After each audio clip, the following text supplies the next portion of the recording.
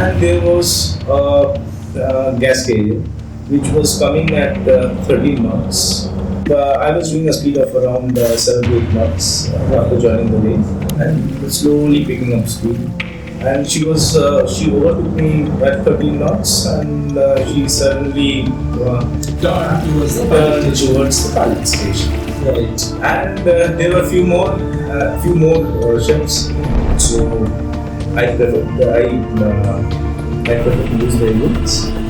There was no place for me to maneuver much. I used the engines to stop, and the vessel did not stop. It did not take any command. Oh, so engines were basically not responding. It did not respond I see. at all. I leave about crash, but it did not respond at all. Okay.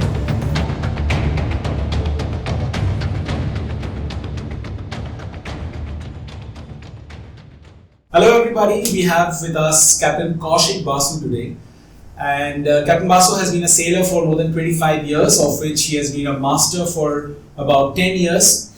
So what we want to do today is to touch upon certain topics related to navigation from the eyes of a sailor, and touch upon things that do not get discussed in other places or in other forums, and just have an informal discussion about it and what he thinks and what his experience has been on those areas. So thank you, Kaushik, for coming. Thanks for calling me here. Yeah, I think So we have been sailing together for the last 26 years now.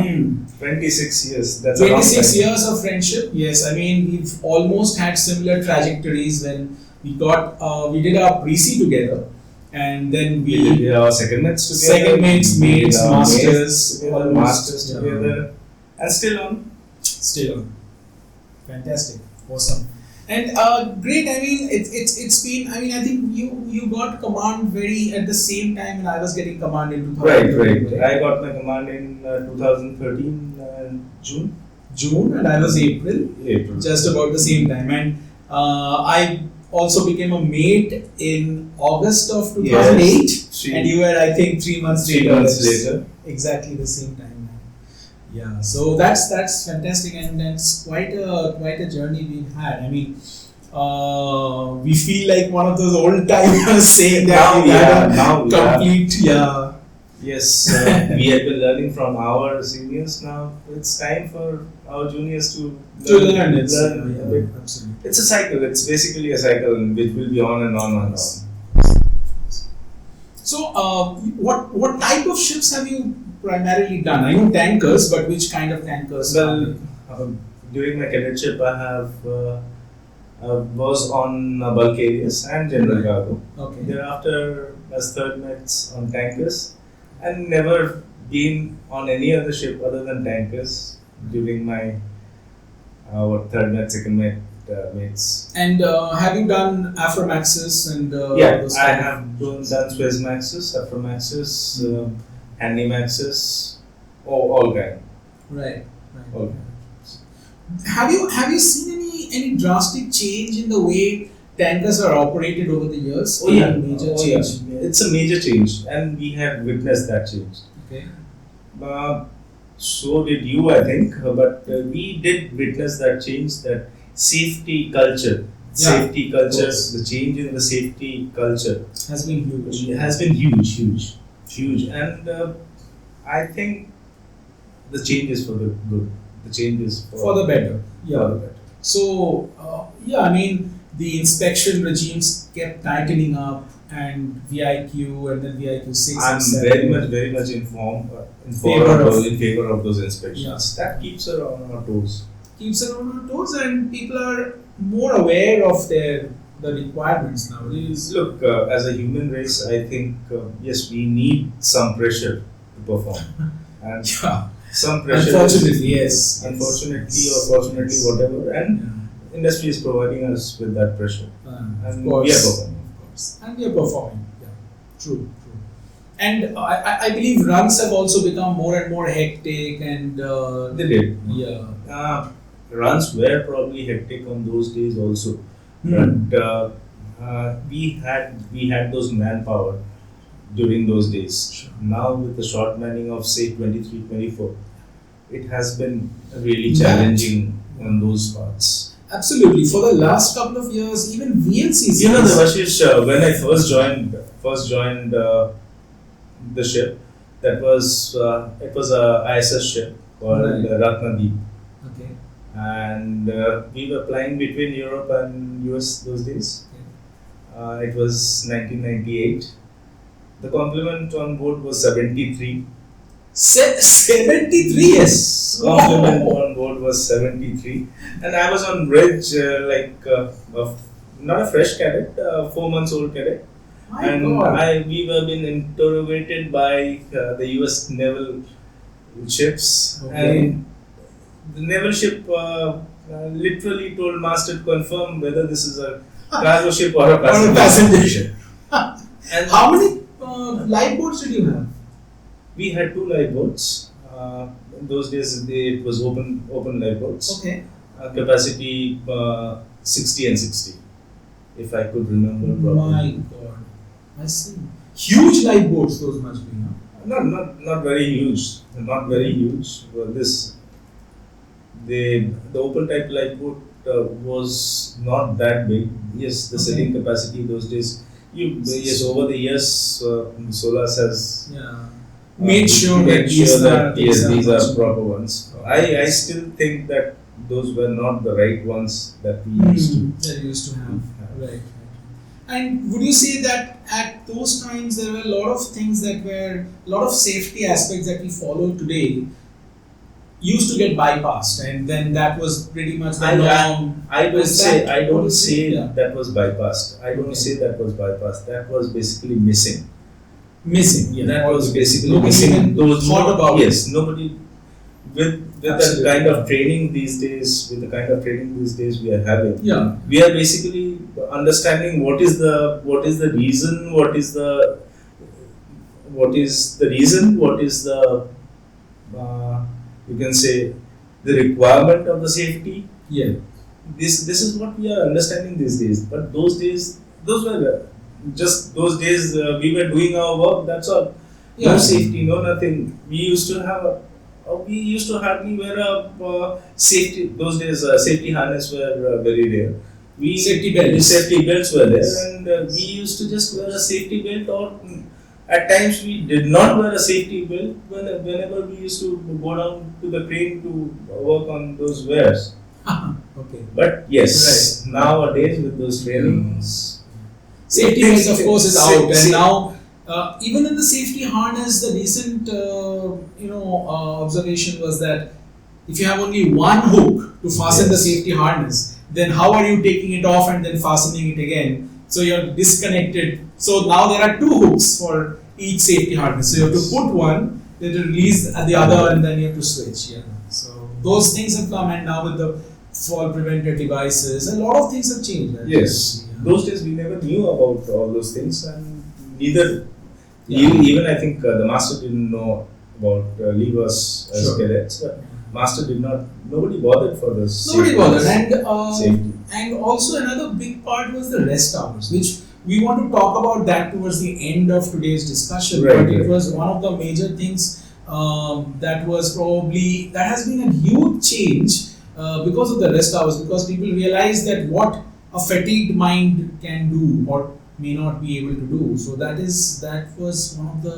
I mean, at least I don't remember anybody bothering about rest hours when I was a cadet or Exactly. 25 years Exactly. back.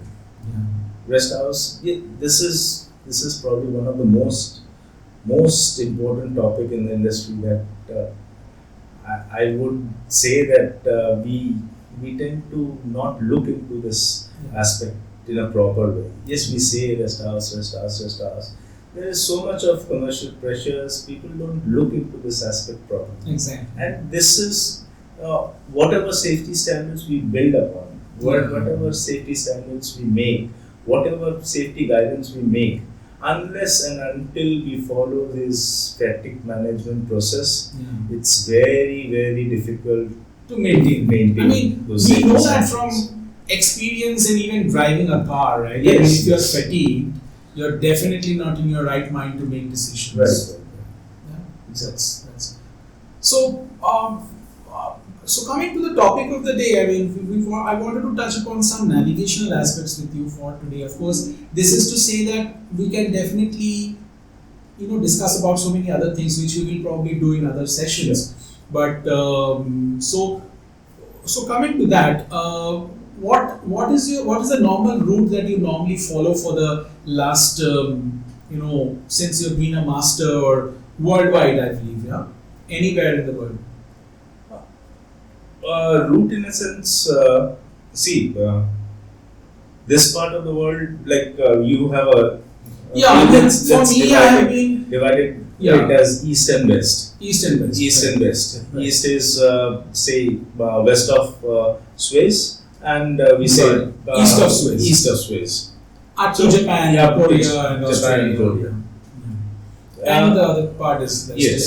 Yeah. And once you get out of Suez, there's not much of a route that you can deviate. Yeah, of course. There's not much Just of a one. deviation. There is just one route. Yes, with the years, with the experience, we now know what is the traffic condition, Yeah. what is the what kind of difficulties we are going to face during the route. Sure. Now, what all difficulties we'll face during our Somalian transit. Mhm. What all difficulties we'll face during our Suez transit. Right. Yeah, these are basically some areas where we need to concentrate and keep whatever is your watch level. You need to of course follow your SMS, but preferably additional hand on the bridge on these kind of places. These areas. Is always helpful. Both from the SMS point of view and from the practical point Yes. of view. I completely agree with you. So that is absolutely. And so, if you're, let's say, loading from the Gulf, Yes. you're coming out of the Gulf and now you're going through probably the Dondra Head TSS and then all the way to Sokotra. That's the All the way Rondo point, Rondo. and then you're entering the Singapore Strait.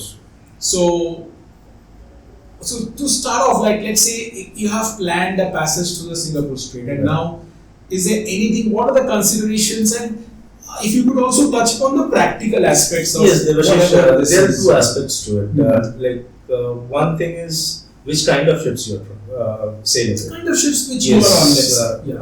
We can say a VLCC. We can say a Handymax. We can say a Suezmax. You can say a Aframax. Let's take an average ship, Aframax. Aframax, yeah. Because the challenges you will face on VLCCs will be different from that of an Aframax Of course. and Handymax. Yeah. The challenges are different. Right. The VLCCs will have a draft restriction. VLCC Yeah. will have. Now, I have always felt, being on a VLCC, I have always felt, not to be controversial over here, but I felt that it's an easier passage for VLCCs, to be honest. I don't mean easy to be complacent, but what I mean is as long as you've taken care of your draft, that's the major bottleneck. Right. of Singapore Exactly Strait. so. Like You have your you have passage. been a VLCC master over the years, Yes. and I have been a Suezmax and Aframax master over the years. Right. We have both faced challenges, but challenges are different. Different. You are bothered about your draft, and I am bothered mostly about the traffic. Like I have seen you guys passing the deep water route in Singapore Strait Yeah. much in a peaceful manner. Correct. There's not much happening over there. with your As nav. long as you're deep in the deep Yes, water. Navtex are saying you are passing the Devashish Pass, Captain Devashish Pass is passing with a draft of 21 meters. Yeah. Give him a safe passage, and we are obliged to give you a safe passage. But here, when I am there on Aframax, drawing a draft of 14 meters,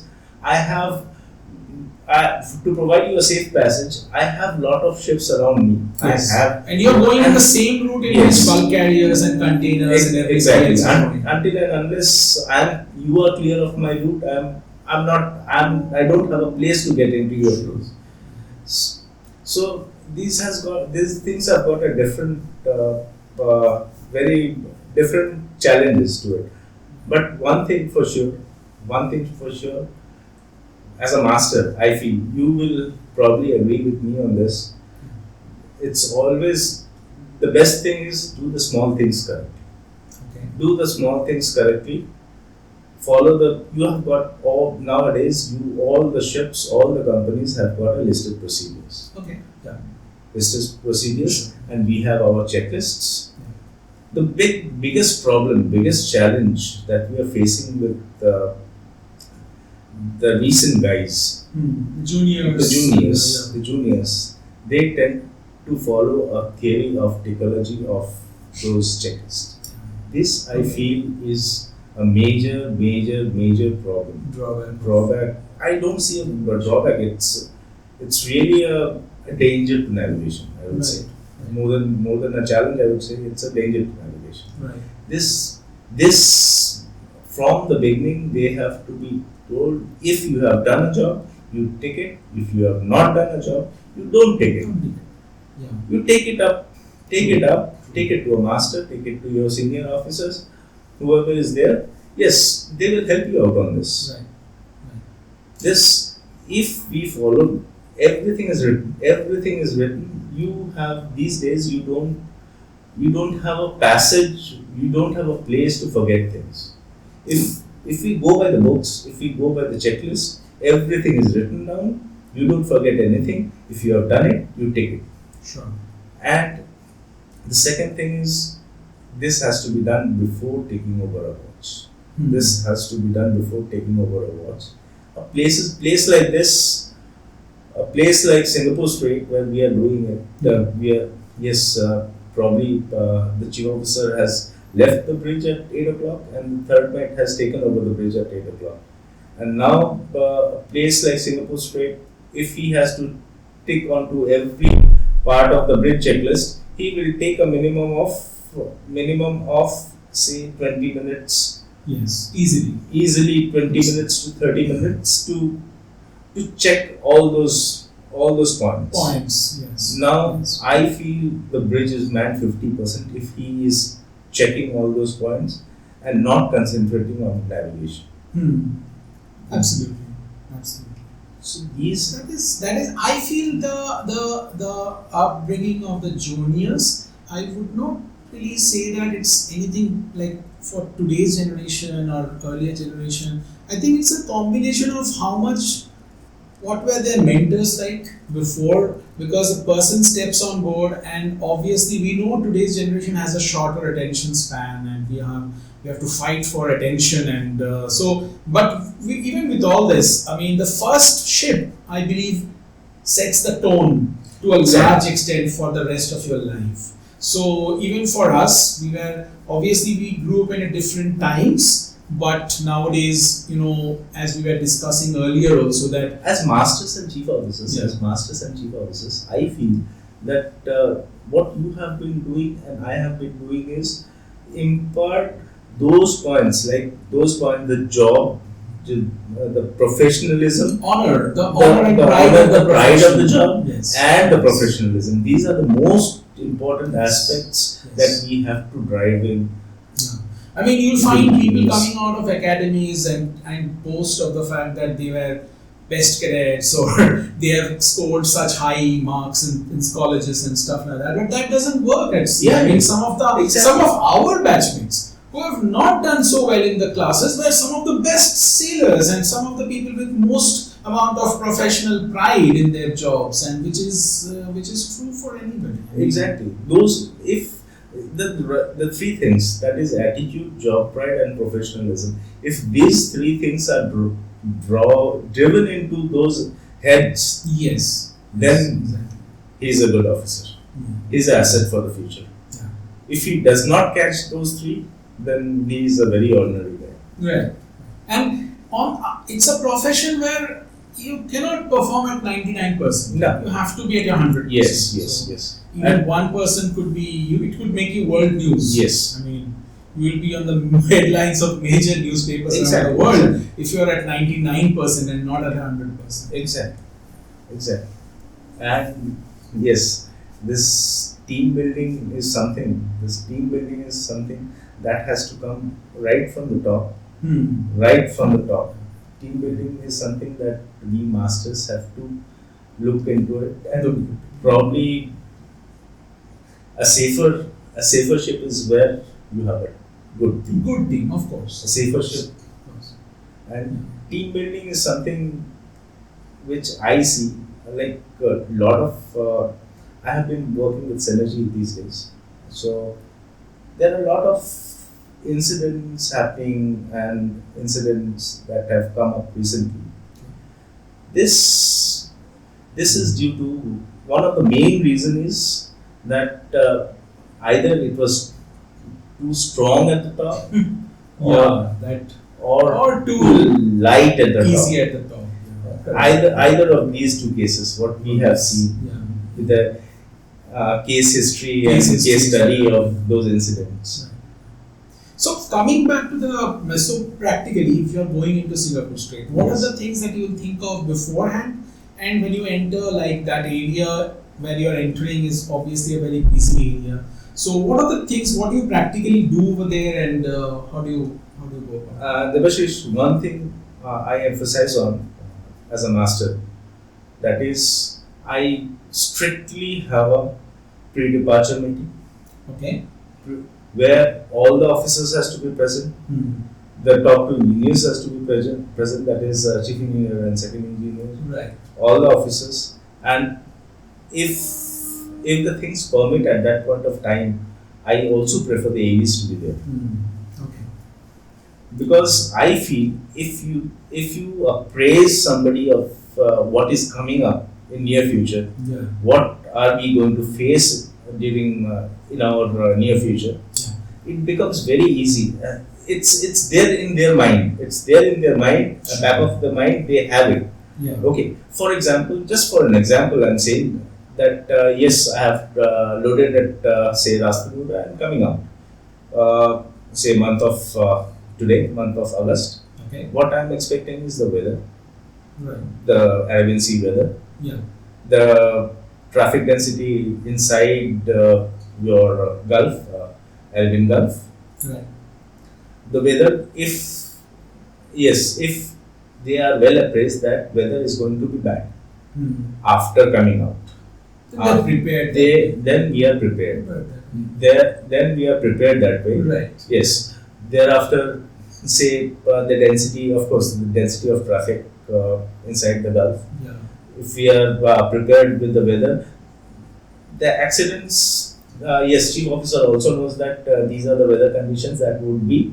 Now we get weather. We have a very good weather forecast. Weather forecast, yes. We for know 5 everything. We know everything. Yeah. These are going to be the weather.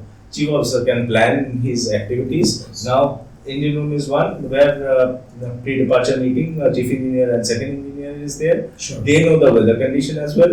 Right. So they can also plan on that. They can plan out their jobs. They can plan out their lashings. They Yeah. can plan out their engines. They can plan out their work, Yeah. and we are well prepared. Okay. After this kind of plannings and this kind of briefings, we get out. We pass. We pass south of Sri Lanka. Short of We pass down ahead, and I prefer to have a meeting again Before entering entering Singapore, before Right. Rondo. Right. In fact, before Rondo, I prefer to have a meeting before Rondo and with all the people. Again, all of them. all of Yeah, them. that's very interesting because Because people think it's a bridge team. It's actually a bridge and engine room team. I mean, it's a you team. have to call the engine room. Exactly, it's a team. Yes, definitely. It's a team, and They need to know what is. going on. I feel a good leader is one who understands all his departments properly. Yeah. He has regards for all his departments. A chief engineer, for that matter, have regards for the tech department. A master, for that matter, have regards for the engine room team. Sure. Sure. That is how you build a team. That's how it is. I mean, Until as a master, you're not of any department. No, no, you are You not. are actually, the overall Exactly. in charge of both the departments. Exactly. Sure. For sure. But the thing is, saying so, yes, we have a head of the department as chief officer. We have a head of the Chief engineer. chief engineer. Yeah.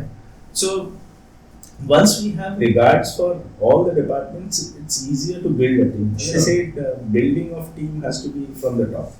So, it, yes, of course, I agree that as a master, you are all in all. But at the same time, if you see to the industry, if you see the industry, you somewhere the chief engineer considers that yes, master is yes, he is looking over the deck and he is overlooking the engine part or something. Those kind of things you do have to get them out of chief engineer's head. Sure. Yeah, for sure. I mean, I've had a lot of such cases where, that demarcation of decade, we can go on hours on Yes, that. yes. That's a separate topic But another time. one thing I'm happy about That's- is this kind of demarcation was earlier. This kind of It was more. It was more. Little more, But definitely. it has Now it has reduced reduced a over lot. the years. Yes. Now we think now we have started thinking that Yes. we are a team. Absolutely agree. Yes. Because now, I mean, today's generation also, they are more accommodating, and in our generation, I felt that demarcation actually sort of to some extent melted down in our times and later also in due course. Yes. So now you're discussing, you're having a toolbox meeting before arrival. We don't call it toolbox meeting. Or we yeah. call a Passage planning. passage plan meeting. We Meeting. call it a passage plan meeting. I prefer to have it just before rondo or whenever that day we get it time. Okay. Get time. Okay, yeah. So after that, once we pass rondo and round off towards Singapore Strait, as we said, today we talk on to something that we are navigating on a Aframax. Yeah. So we are not much bothered about the draft part of it, Yeah, and we sure. don't pass between the goalposts and all. Of course. You're going So, to just go so in. we are just going in. containers and other ships. We are just going in, and we are not waiting for the time. Right. So this bridge team Singapore Strait meeting. Yeah. I generally discuss about the reporting systems of reporting systems and all for the junior officers for the bridge team. I make it very clear. I generally prefer to have both the generators running during the passage so that the engines can be maneuvered at any time. Of course. Because on this aspect, what I feel is these days, even we as a third mate or as a second mate, even we were hesitant on it. But To use the to use the engines. engines. But these days, I as a master, I try to drive it into my junior's head that this you need to use it when you need it. When you need it, you need it. Yes. Yes, you use it, you give me a call. Absolutely. You give me a call, I'll be there in no time. When you use it, you use it. Like when you are using an engine, that means that says that It's that much of an emergency. that much of an emergency. So it also depends on how much you can trust your people, right? I mean, you might have an officer whom you probably would you be on the Singapore Strait transit throughout the voyage? No, I throughout the don't. message? I don't. Okay. I don't. I strictly follow the SMS. I strictly follow the SMS, and near the brothers to Osberg, I'm there. Brothers to Habsburg, you're there. Before Brothers- brothers, this passage you're usually not, or you're putting. I'm not students regular over there? like Devashish. It all depends on what kind of a guy you Sure, are. Whether sure. you are your cabin operating from your cabin or you are operating from your bridge. Yeah. I am a guy who comes up on the bridge at 8 o'clock and leaves the bridge at say 11:30 or 12 o'clock. Right. So Right. I'm basically there for the passage Anyways, yeah. any So- point of time. Yeah, got it. But I mean, does the SMS say that master or chief officer should be there on the bridge during this time? Yes. Or from yeah. brothers to From brothers to Habsburg, Osberg, it's yes. Eastern land. Yes. Okay. Brothers to Osberg, yes. Before that, But it does not this is as specify. per the present SMS of mine. But there may be some SMS who says that master. Maybe other SMSs. Yeah, from Malacca Strait to Osborne, somebody has to Yeah, go yeah. there. So But I have had some passages where we even got a pilot for this passage, and this is Yes. obviously so. So what you're saying, you're obviously they're navigating between brothers and Eastern Mac. But yes, for the rest of the passage, you are available Yes. around and. I am around. But yes, the officers are navigating the ship. Right. And what are the practical things that has happened, incidents which might have happened in Singapore Straits? Like not bad, I mean, I'm saying experiences in the Singapore Experiences. Straits. Well, Devashish, saying so. One thing, as I said, engines, and I prefer to use engines more than when it is required. Also, Yeah. like for example, if suppose I have a turn. Suppose I have done, say, say 12 minutes of key, and I'm doing a speed of 12 knots. Okay. After 1 hour, I'll have that turn. The traffic situation is such that yes, three more ships are converging towards At the same me at time. the point, same point. So you will slow down. Yes, I'll definitely slow down, allow them to pass, Yeah. and then it was not an emergency kind of situation. Absolutely. Of course. This was not an emergency. Yeah. But I will prefer to use the engines to get myself safer. Yeah. Right. Right. That is absolutely perfect. I mean, any particular incident that you remember that you experienced something with either a traffic or either a ship or a fishing boat or a tug or something like that. Yes, we do have things regularly. Like for example, Singapore Strait, we unberthed from Singapore only after loading. Okay. It was, I think it was Shell Bukom or Tang. No, it was Shell Bukom. I think. We unberthed and we were to proceed west towards Port Dickson.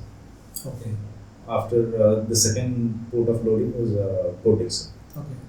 So we came out around 23:45, and situation was such that there were quite a few ships around, and we took the Western Lane.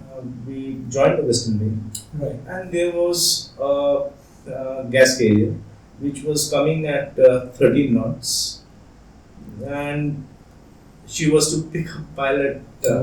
She was to pick up pilot at I don't remember the pilot point. It's very Right. close to where we joined the traffic lane. Okay. So she was to either she was to I was doing a speed of around 7 to 8 knots after joining the lane and slowly picking up speed. And she overtook me at 13 knots, and she suddenly Turn towards the turned pilot station. towards the pilot station. Right. And there were few more ships. I was doing, as I said, I was doing around 7 to 8 knots. Okay. So I preferred to use the engines, Of course. and I could not. Yeah, there was no place for me to maneuver much, and I used the engines. I used the engines to stop, and the vessel did not stop. The vessel did not stop. It was about 7 knots then, 7.5 knots maybe. Vessel did not stop. It did not take any command.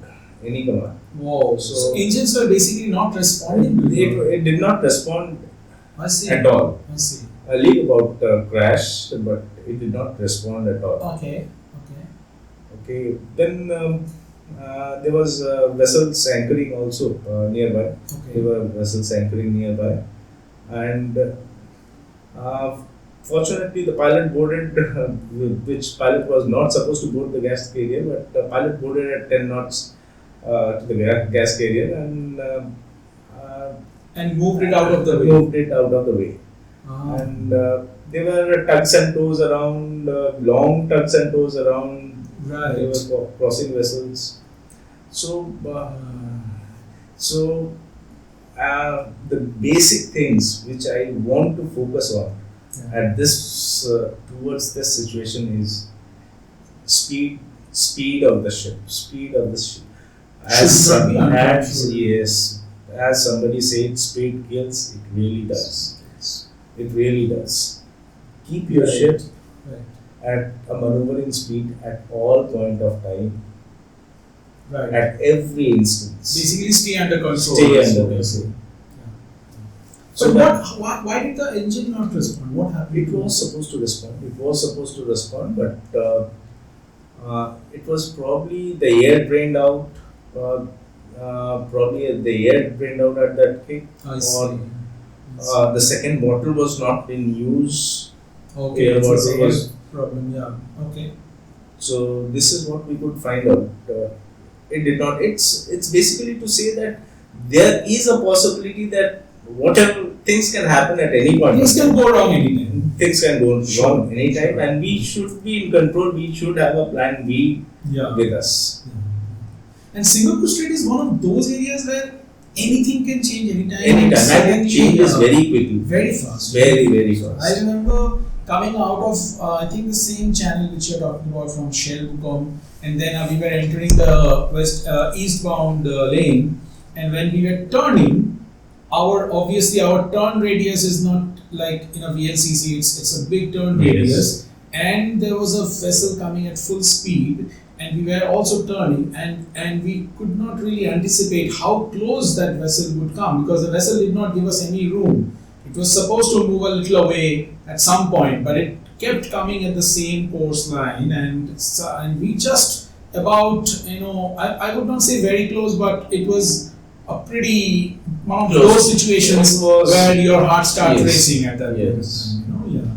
We call this a close quarter situation, of course. Yes. These are close quarter situation. Yes. Whether it is close, so close, or Correct. It's not. Or It not. cannot be always quantified, Yes. but as a master, you have a sense Yes. of things that are going on around, and I feel every duty officer should also have a sense of exactly. apart from what you're watching, what you're watching on the radar and what you're watching on the ATIS, what you're watching outside should all sink into your mind and give There you must be an some uneasy feeling. On this, I want to add a thing which I tell all my duty officers. I put it down on my master's standing order also. Before taking over a watch, a duty officer has to go out to the bridge, Yeah. all around the bridge, Yeah. at least to have a feel what is outside. Sure. The problem is these days I don't see the guys going out. Yeah. They are confined to those radars, those EGDAS. Have a look outside. This is what they And see. I remember there was a time when we were not even allowed to watch, which I don't know if it's a right practice or a wrong practice, but we were not allowed to for a long time. I mean, as a cadet, when we joined for a Yes. couple of months, it was a privilege if the duty officer allowed us to watch and take a look at the radar.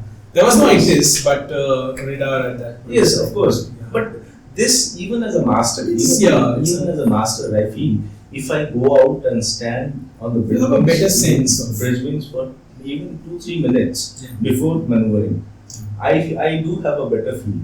Yes, and it is so true. For, I don't know yeah. whether it is to me only or not. No, it's not definitely not But only to you. I it also really have- helps me. It really helps me. I agree with you because when you see something inside and then you go out and you take it in, you soak it in.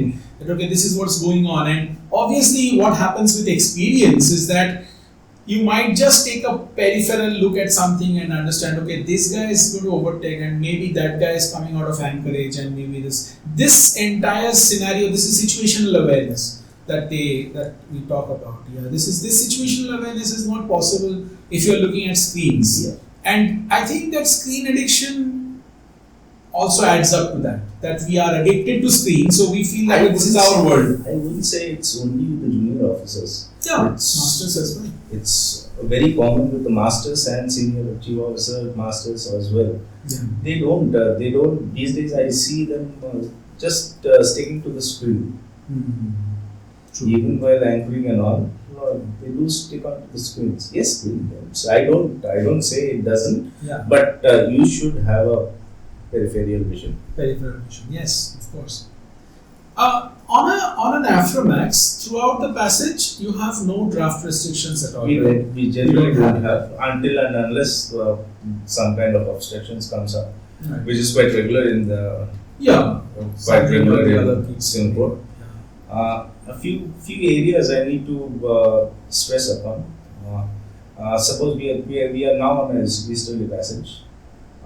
First thing is yes, it starts from your brothers. Right. Yes. Now there are ships when you cross your this thing. What do you? Nipa. No, before Recon Delta. Recon Delta, Nipa.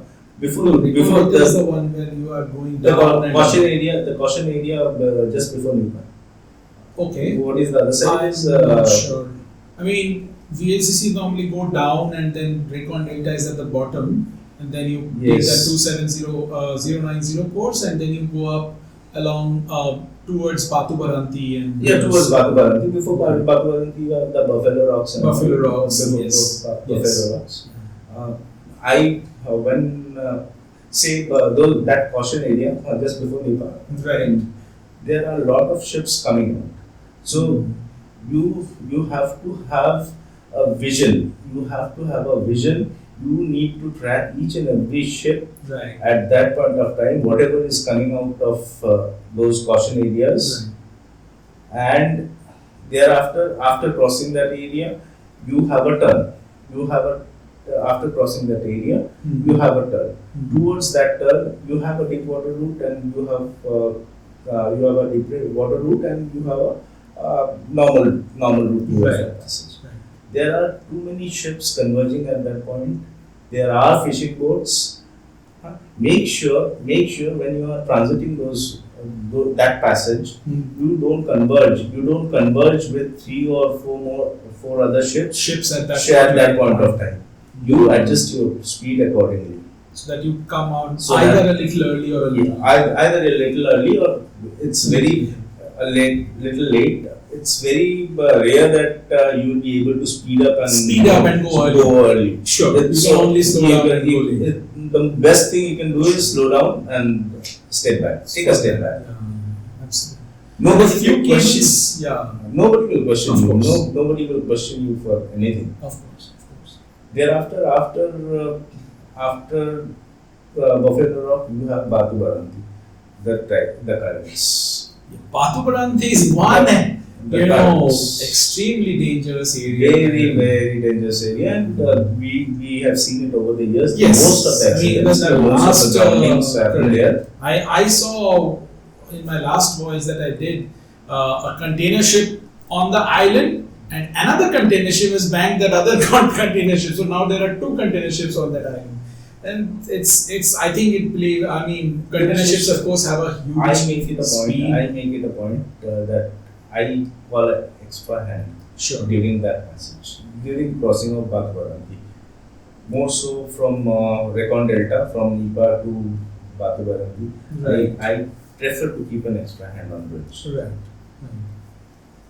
No, that is the most crucial part. And after that, you are After that, you are Yeah. almost out, and Everybody it's is a going regular out and passage. then it's a regular passage. It's a regular passage. So till Horsburgh and then out of Horsburgh, Eastern Bank is one area where VLCCs have a lot of draft problems. Of course, VLCCs have got a lot of other bottlenecks. On this I'm not discussing that today. But from the other, once you come out, did you find any challenge going northwards? Because there'll be other ships coming towards Indonesia. And others, It used to be a challenge earlier, but these days with the regulated anchorage area, now they have regulated the anchorage, Okay. and you are not allowed to anchor anywhere on the Indonesian Indonesian waters waters. and Malaysian waters. Right. So the passage has helped. These regulations have helped the passage. And also talking of regulations, I think Singapore VTS happens to be one of the most proactive VTS. I have seen, as I am concerned, as far as I am concerned, it is probably the best I have. Yes, Best I had in the world. Best in the world, probably. It's probably the best. I mean, they actively monitor you. I mean, even Everybody. Yes.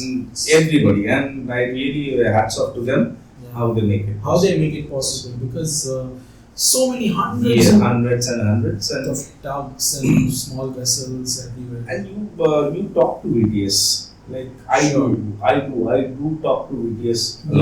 Yes, what is the intention of that ship which is coming out of Seattle? And they can tell you pretty much. They will tell you. It's like they are actually navigating your vessel also. Yes. They have a very good situational awareness about you.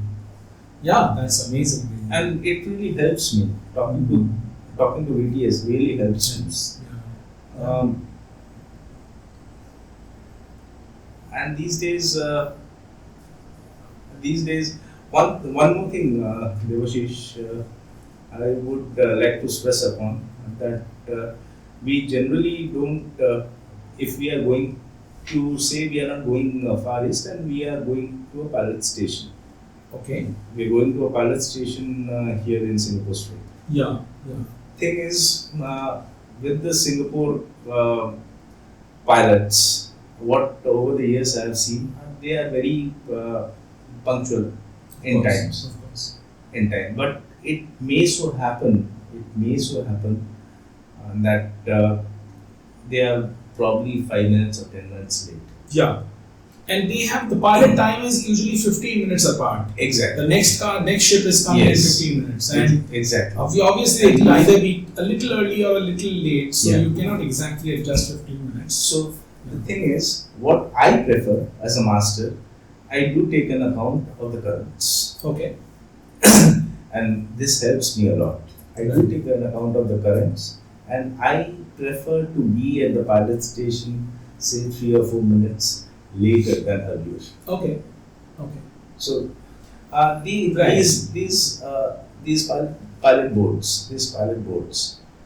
I don't know whether this is the right process or not, Right. but it makes me comfortable. What I'm trying I to say, it understand. makes So me comfortable. when you come, the pilot is there. When I come, the pilot is there, Okay. and I'm talking about a span of say 4 minutes. 4 minutes. Yeah. 4 minutes, or say 5 minutes even. 5 Yes. minutes. It's not And my much. speed at that point of time is say 6 knots. Right. So how much is the distance? Sure. How much is the distance? It's But just I- about few few minutes. So few it can cables, also- but the pilot can also come to you. Yes. But what is saving me, what is affecting me out of this maneuver is that yes, if there is a ship which is stuck at that pilot station, maybe she is waiting for a pilot, or Right. a pilot has just boarded, or something has gone wrong, a pilot is disembarking, or whatever it is. Sure. So I have that 6 minutes to 7 minutes of time with me, Response. where I can maneuver my ship anywhere. Yeah, respond. Make a respond any way I want to. So I prefer to keep that Few minutes in minutes. Yeah, that That's makes total sense, because I remember, I think this was Eastern Petroleum Boarding Ground Alpha, where I'm not sure if this is the particular fire station, but I think it was Eastern Boarding Ground Alpha, where the pilot station is so close to a jetty or to some kind of a land that, especially on a big ship, if you are not stopping exactly, and if you are early and you want to speed up to reach early or something like that, I believe if you're there on time, it's good, but if you are a little late, don't suddenly start speeding up, so Exactly. that could land you in a lot of troubles. I'm just talking about maybe half a cable, half a mile. It doesn't Half a matter. mile. For a pilot boat which is doing 60 knots, 20 knots. For all practical purposes, you're there. Yeah, takes 30 seconds for him to come up. It's a big buffer for you. It's a big buffer for me. But it's not that much of a stretch for the pilot. Absolutely, totally agree. That's a smart thing that is. So yeah, makes a lot of sense. And so, do you normally go in for loading a lot in Singapore? And basically had been going in and out of Singapore on the last vessel. Okay. Loading, in Singapore. loading and maybe discharging somewhere in Malaysia, loading back in Singapore, Okay. or loading in Malaysia and discharging in Singapore, Right. which is very hectic. But it's a challenge to manage those. Yeah, it's a of course. big challenge to manage those fatigue situations. Fatigue situations, how also. do you delegate We- your people?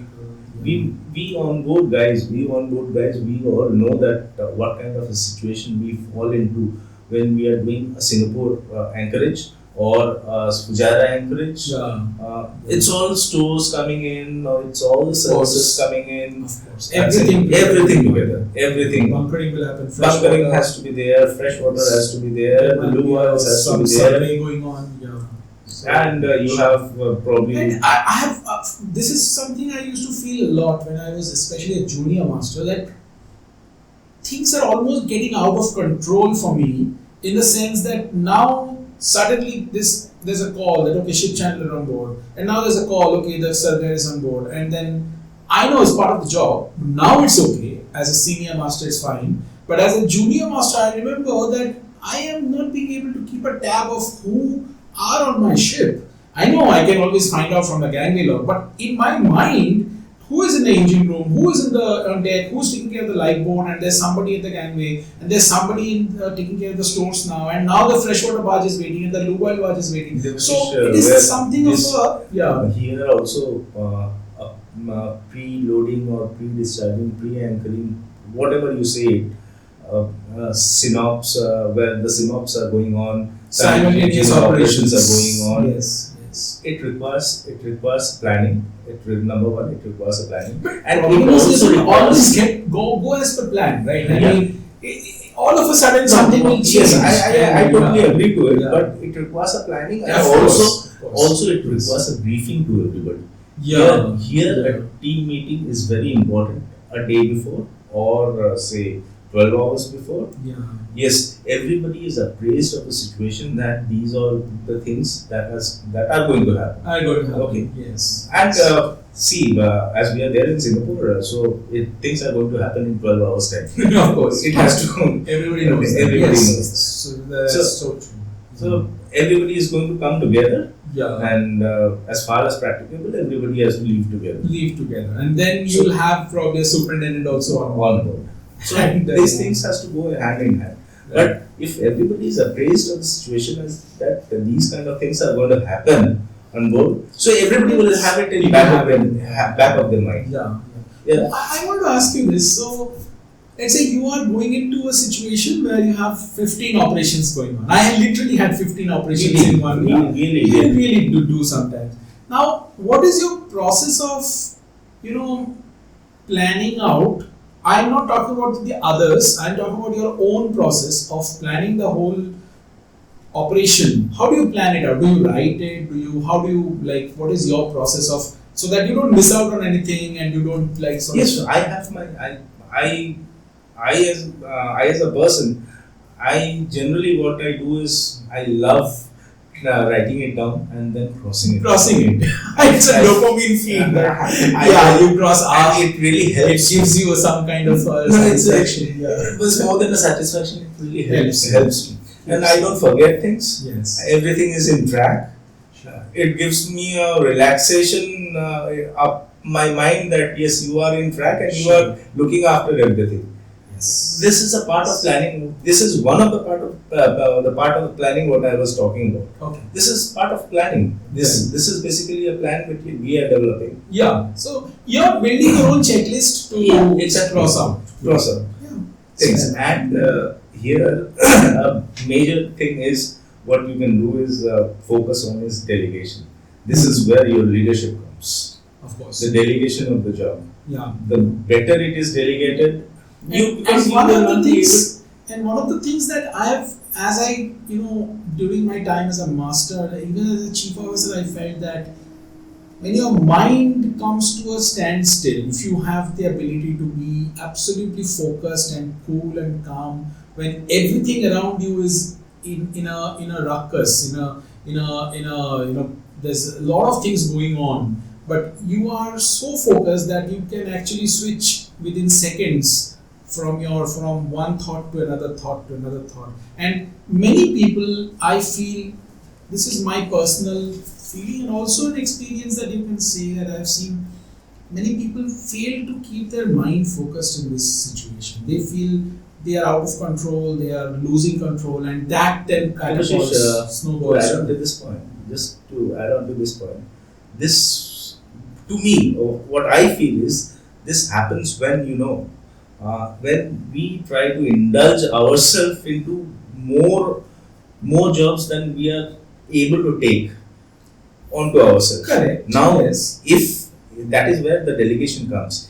Now, if I stay focused on top, I can see a lot of things from top. Yeah. But if I indulge myself, if I have to go and pick up a store, Hmm. then I'm losing control of the other departments, Correct. the other periphery of behind me. Absolutely. So this, I think, is a very, very important thing that the master on top has to look into. Same so as we're saying, the master has to have a good preview of An what is overview. an overview of whatever is going around him.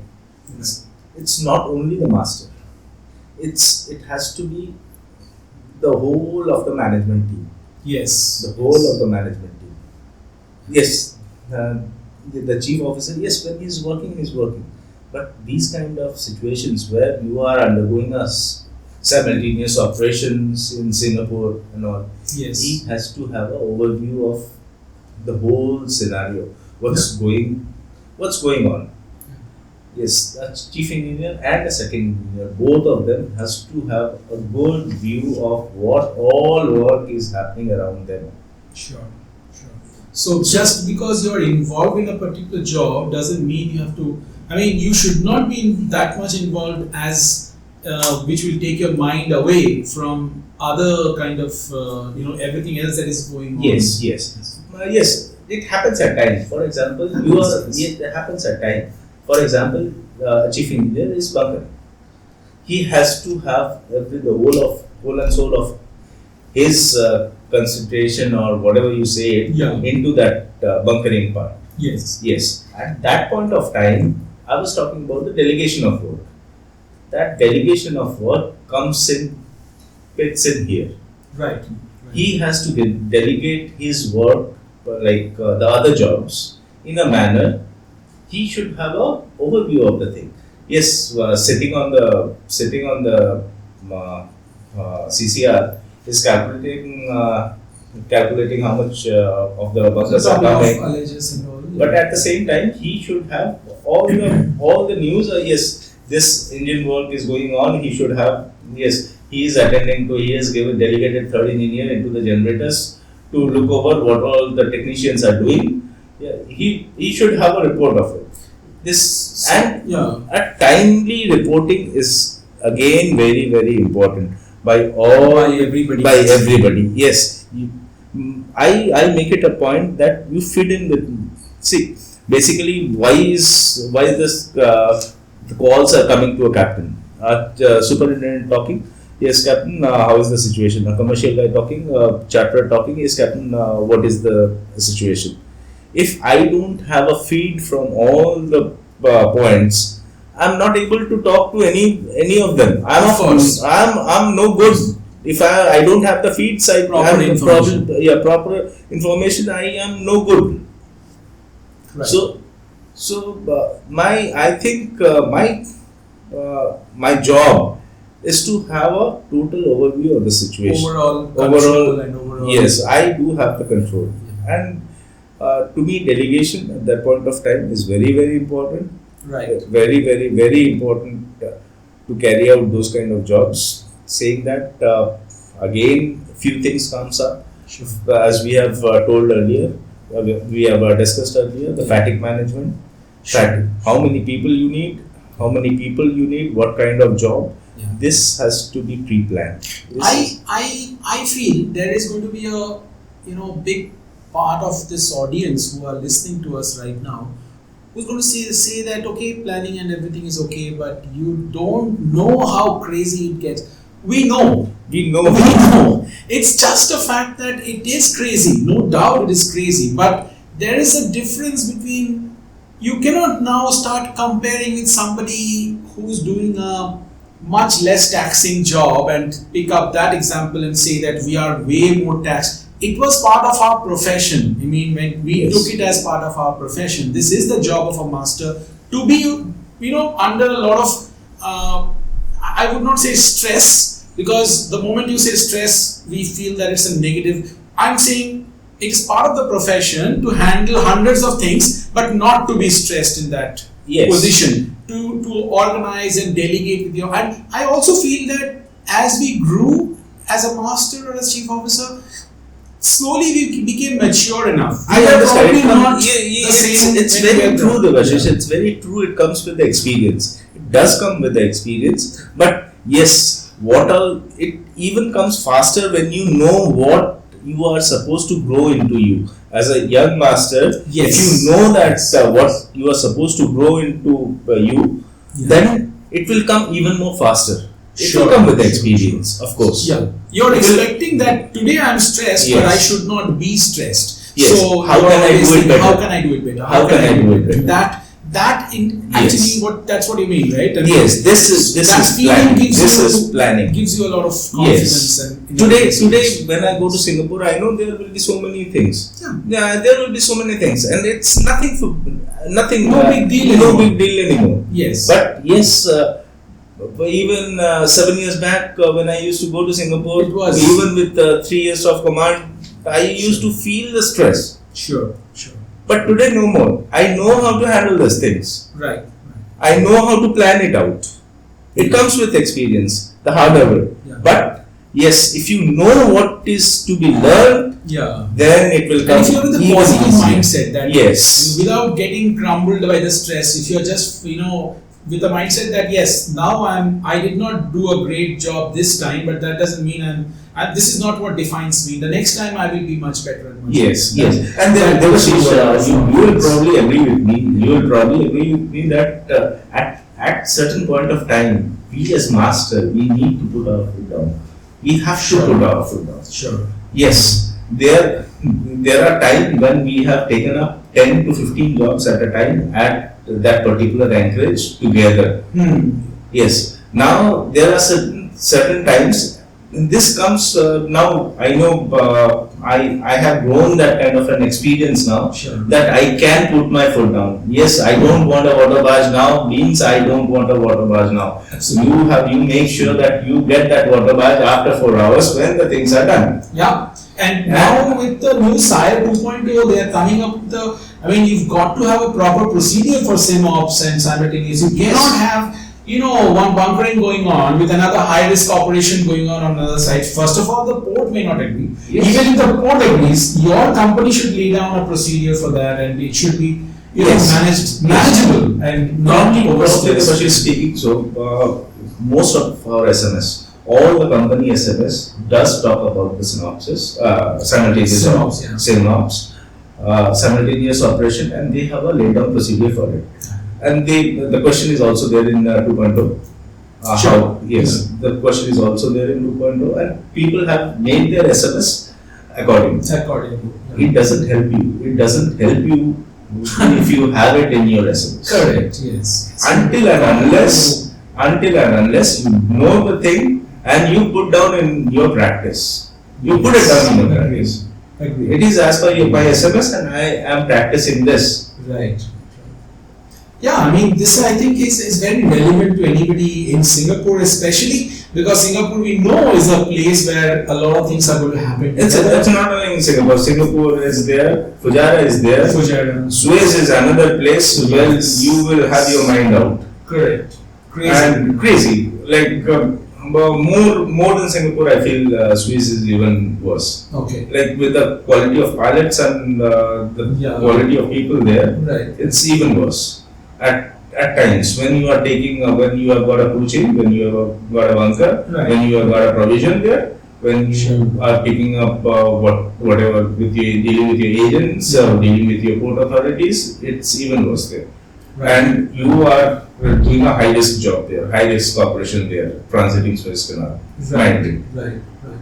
And if at any point of time you're not aware of, like, Suez is another different discussion altogether, but a little, I mean, I don't have a lot of experience in Suez, but whatever I have, I mean, I've seen that there are so many situations where you will get pressurized that, oh, if you do not give us this, that will happen immediately. We have to clear the ship and we have to do this within the next 2 hours. Captain, please give us this one.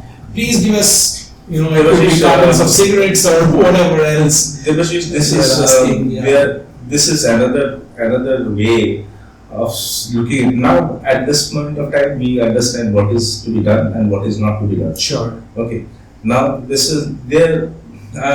They know by. They are basically these Suez pilots. They have been working there for years. Yeah. You are out at sea for years. Of Now course. we understand each other. What are the qualities they will be looking into you. Yes. They will pressurize you when they know that they can pressurize you. When they see that yes, you are driven by your book, when you are driven by your book, it doesn't bother you, then they will not bother you. Yes, yes, you may always land up in certain situations where things become uncontrollable when your SMS says no bribe policy and they are asking for 10 cartons of cigarettes. But yes, if you are sticking to it, I felt the last time I went, the cartons of cigarettes for the pilots have reduced quite a bit, because I believe this is what I personally saw, at least in my one voyage, and I have not done a lot of Suez transits. Devashish, I have done a lot of Suez transit during my tenure. What I have seen is these things have definitely come up on the better side. Right. Yes, once you say that, yes, my book says no, there is no policy, that there is no way I can give you, they agree to it now. Right. Earlier, which was not the case. And my company never had a policy of transiting Suez without cigarettes. At that point of time, with the company I was working with, at that point of time, I used to think that, okay, get rid of them. Or how much do you pay for 4 cartons of cigarette? How much? It's better not to argue. You never argue with him at the mid channel on cartons of cigarette. Sure. I'm not bothered about 4 cartons of cigarette. Sure. I am here to get my ship safely as possible out of this canal and transit further. Got it. That is my job. Yeah. I'm not bothered about 4 cartons of cigarette, and if I am able to reduce 2 cartons of cigarette from his 4 cartons of cigarette, I have not done a big job. Yeah. Rather, what I have done is I have compromised on the safety of my ship. True. If a company now, different companies have different policies. Yes. This is what one of my company had a policy. Now the second company, another company had a policy of no bribe policy. Okay. I will just not give it. Do what you want. Do what you want. There are people who will be supporting you from your back. Sure. If I am allowed to give you, I will give you. I am not bothered about 2 cartons of cigarette. I am not bothered about 4 cartons of cigarette. My policy says, okay, you can give it. Whatever he wants, give him. Sure. I don't argue on 2 cartons of cigarette. I have basically said nothing. Sure. I have basically said $40 for the company, or whatever it is for the company. I have saved $40, and how much risk I have taken to get saved that $40, I have to count for it.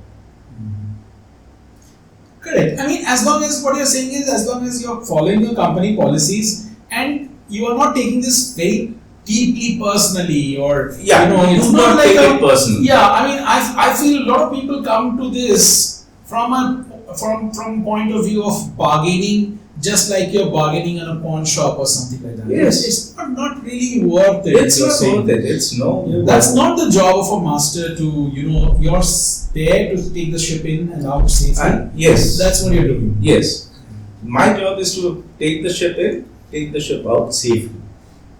in this company where you had this no bribe policy, I know we are deviating a little bit from the Yes, original discussion. I That's understand. okay, but we'll come back to it. But in this company where you had no bribe policy, did you have any problems like in places, any? You don't have to name the place necessarily, but any particular instance that you remember that you had a very bad experience because of this? No, wherever I have seen.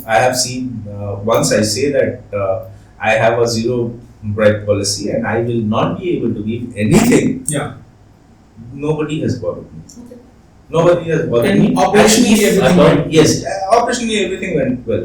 And if at all something was to come up, fortunately it has been taken care of by the agents. Right. Okay. So there are people who will take care of it, Right. and they will probably bill it to the company.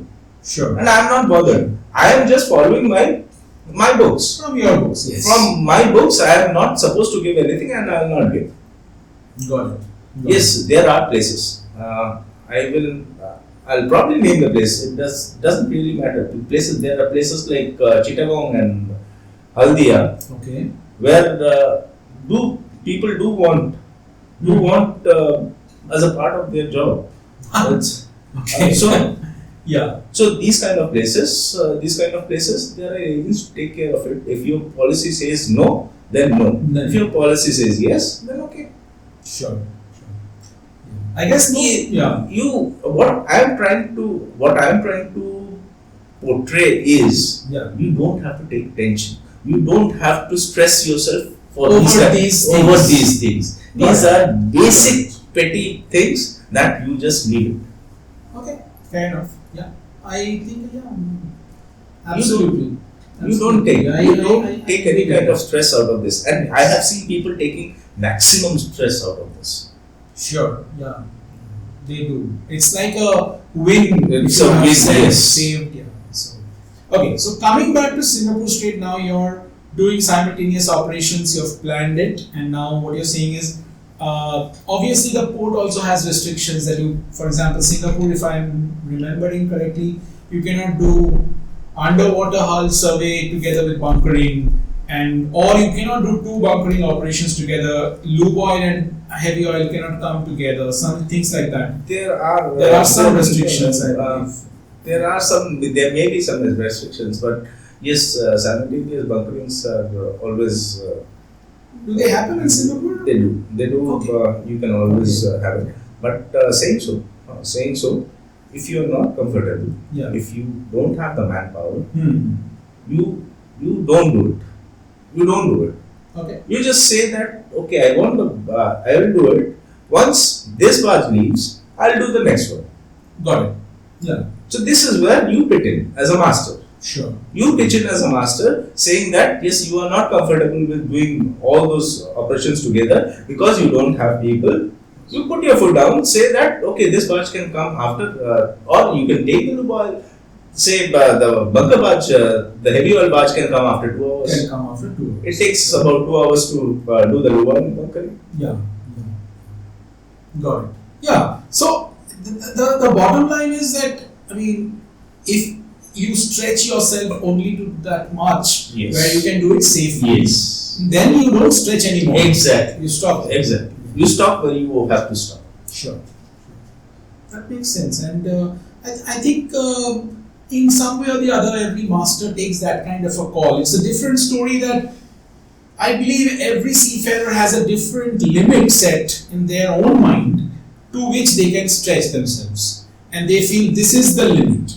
And they feel this should be the limit for everybody. But that's not the limit for everybody. Some people have, the limit could be stretched by proper planning, proper delegation, as you Yes. said. I mean, you can actually handle operations smartly instead of, if the chief engineer has been up for maneuvering the whole night, and you cannot expect that guy to be up for the bunkering for the Yes. whole day. So that is smart decisions and some delegations and some people Yes, well of rested course. and things like that. Of course, and you plan it in advance. What I'm trying to say is you plan it in. That is why I had the. You remember I had the meeting. I had the Sure. meeting before entering Singapore Strait. That is why That's why I you had planned the this. yes. It's not that chief engineer has to be there for the maneuvering. It's engine room, say engine room level 3, bridge level 3.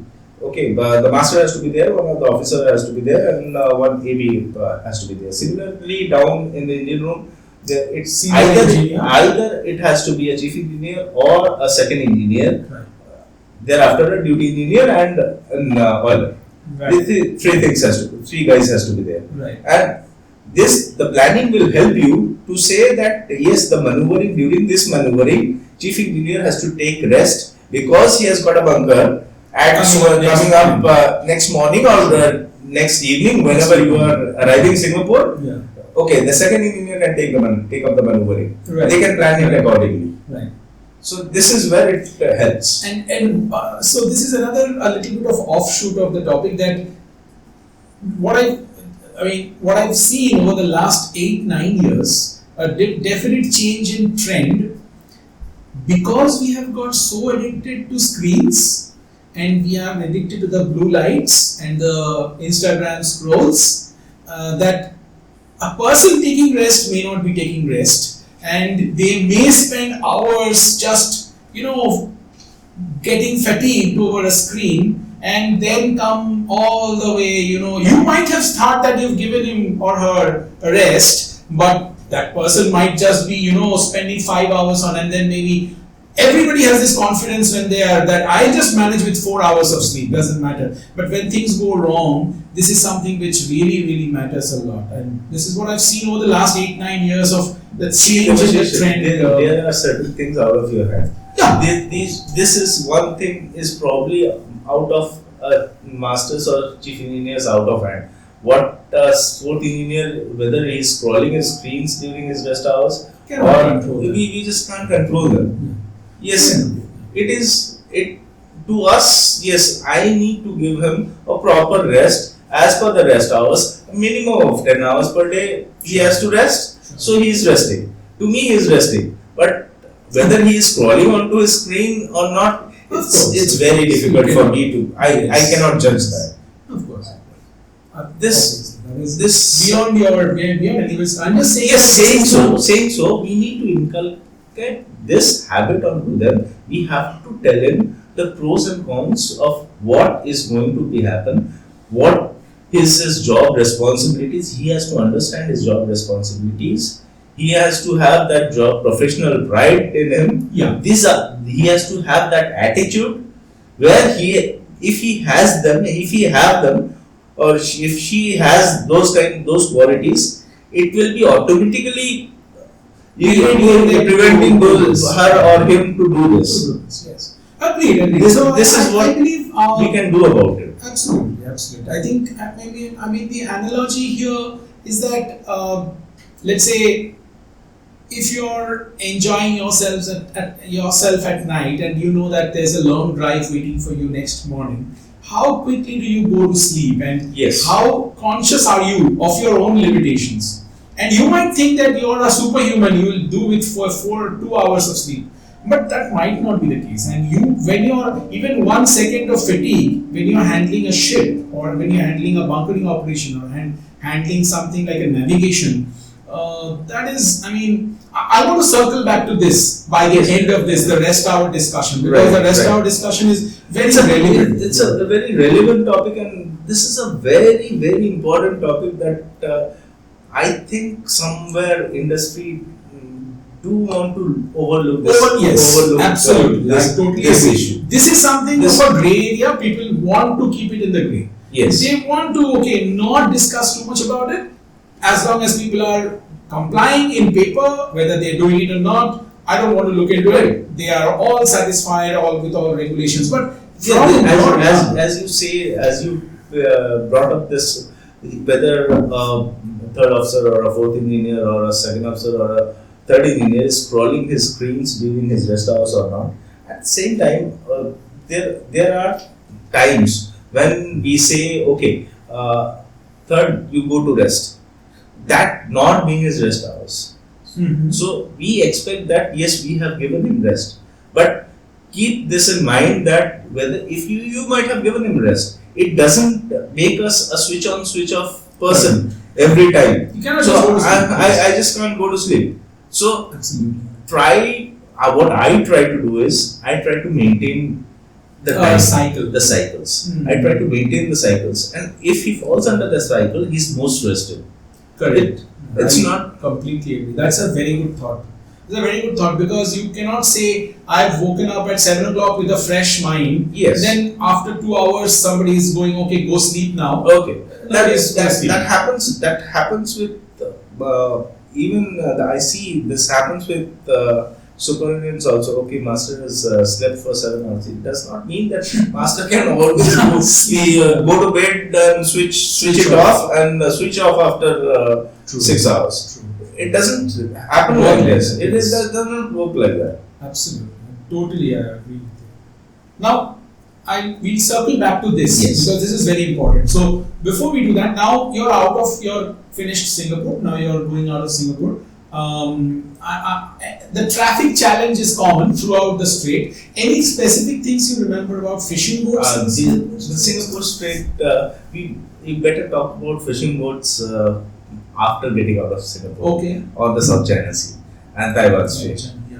Taiwan Strait, near Vietnam. Right. Near East Vietnam. China. Those are more challenges. Bohai Sea. Yeah. Oh God. I mean, Yellow Sea, East China Sea. They are Right. started like small. Prawn catchers with the bright lights Yes, and yes. yeah. Yes. Absolutely. Fishing, to me, fishing traffic, yes, there are fishing boats. There are fishing boats which you have to take care of those small boats well in advance. That part is okay. But Singapore somehow does not pose that kind of a challenge for navigation Right. with those fishing boats. With those, and as net- much nets. as the East China Sea and Yeah, other exactly. outside. Bohai Sea, East China Sea, Yeah. near China coast, Taiwan Straits. Most of the fishing traffic in Singapore Straits usually keeps away from the Main channel. channels. Main channel. But sometimes they don't. I mean, Sometimes they they don't. are sitting right in the middle of something, and then you have So, nets around. and yeah, so- they have nets around it is something very unpredicted, and you have to We have take all care. heard those shouts in Yes. VHF, Captain, please, keep clear, I have nets. All that, like you have to have a very keen understanding and maneuver. But Keep Oh, your so safe yeah. passage. Saying so, keep your safe passage yeah, under any threat. so Call master. right. Under any kind of threat, if you see well in advance, call master. Right. And I mean, I've had one situation which I remember is that I am going in, and this was a smaller ship, so I was going in the not the deep water channel, I was going in the normal route. So I'm going in my regular route, and I see that there are 3 fishing boats about 3 points on my starboard bow, and all of them are facing away from me. So I'm quite confident that they are going away from the channel, and then I'm going to go straight. It turns out that these boats are laying their nets backwards.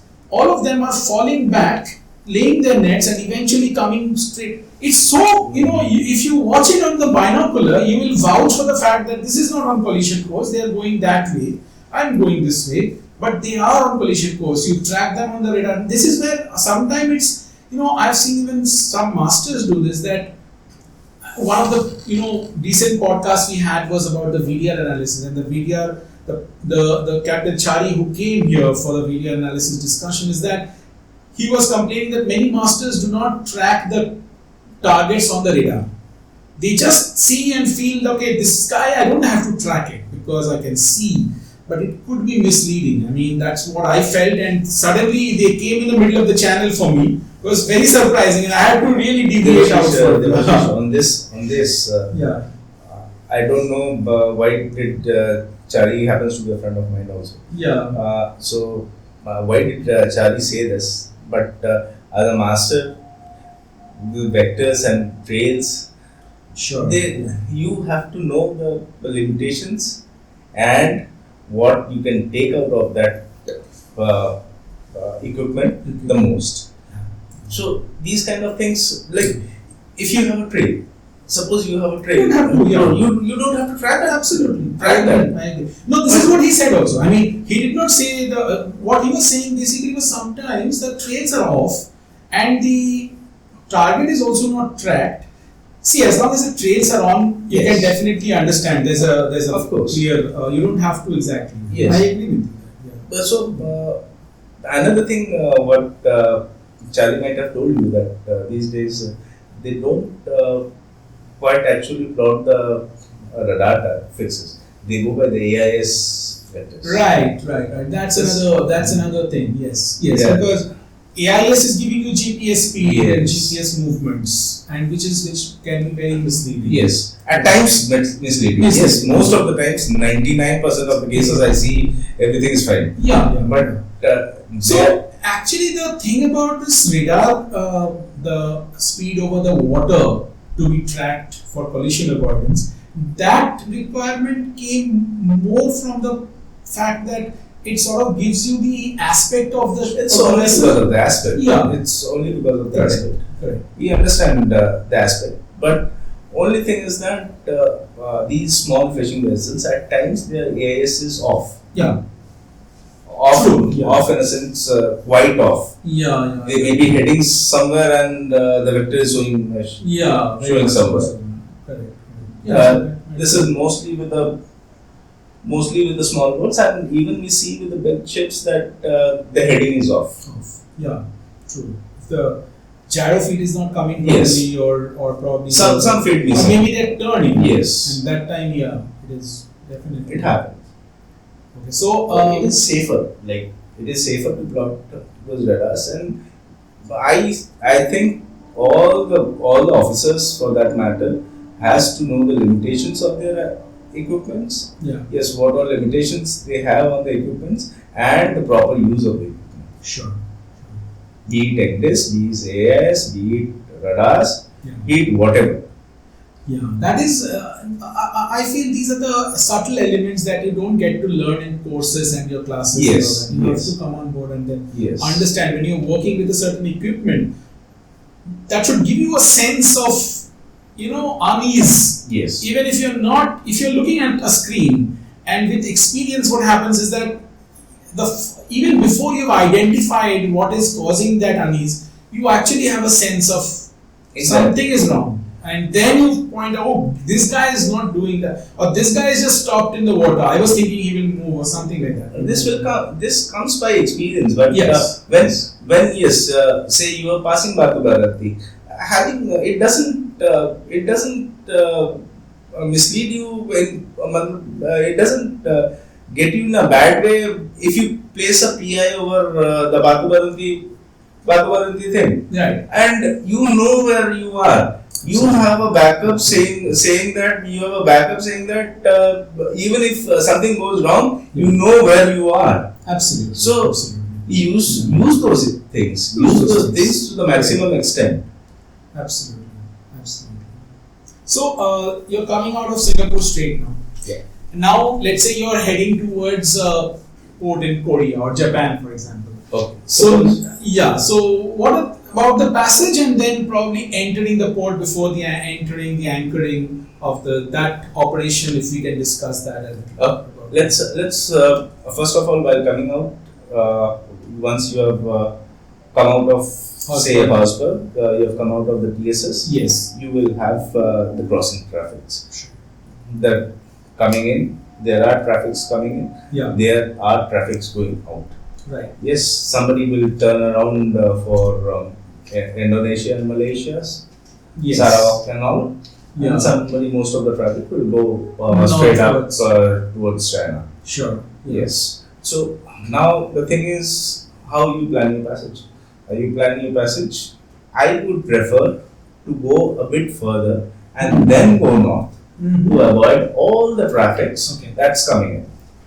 Fair enough. Okay, so when you are on the starboard side of everybody else, Yes, when you are going out, yes. so they are keeping clear of So you. everybody is keeping clear of it. Sure. Yeah. And that way I also avoid these ships anchored over there.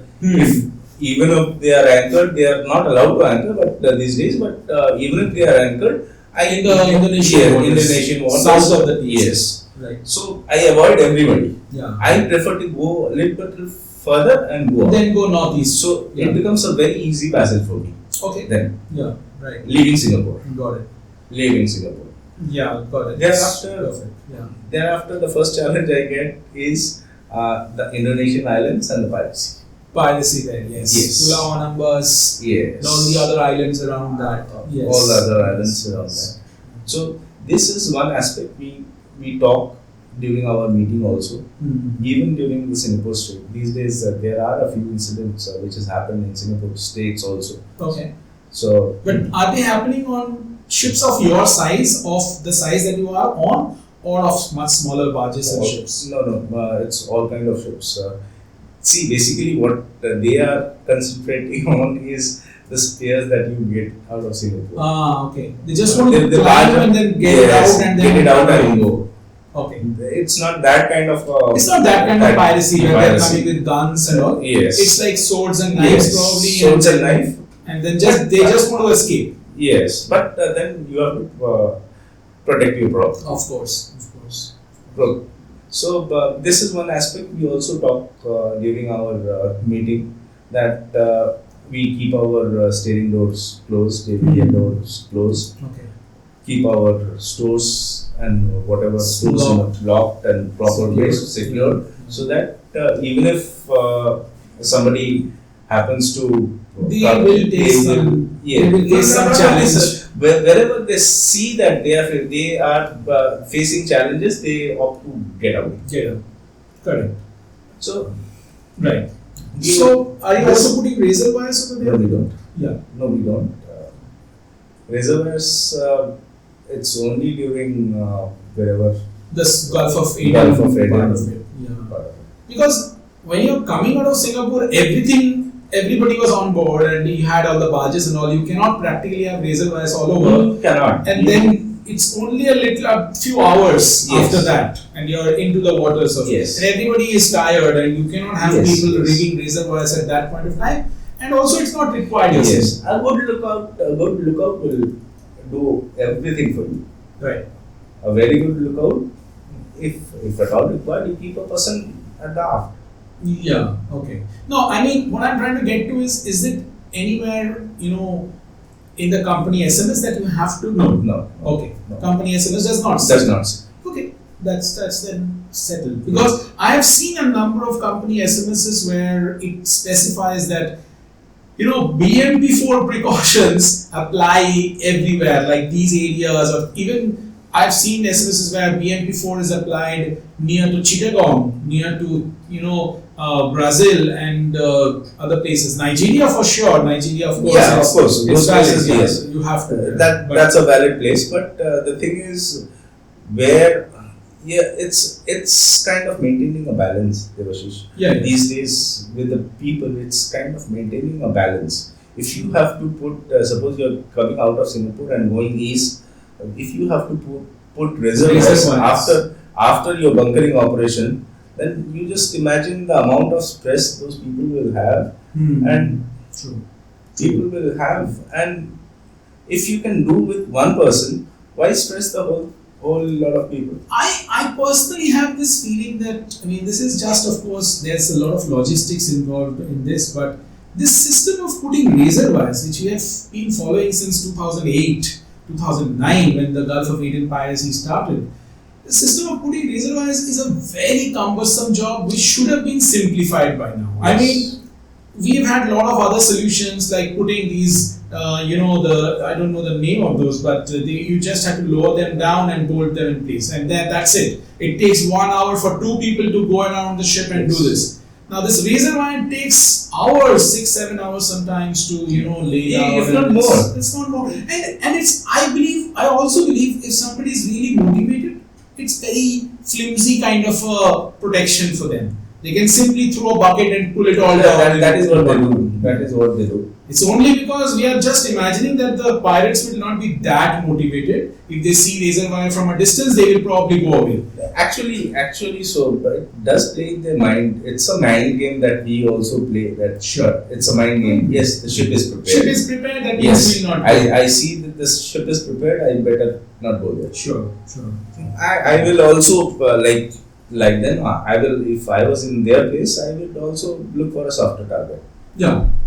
Because there are ships Yes. which are not prepared. Yes, That is there are ships which is not prepared, so I better go to them. correct. And you see a couple of dummies in the after with Exactly. dummy guns and all, and then you don't attack that ship and Yes. you go to some easier target. For sure, yeah. So now that you're out of Singapore, Yes, and I'm out of Singapore.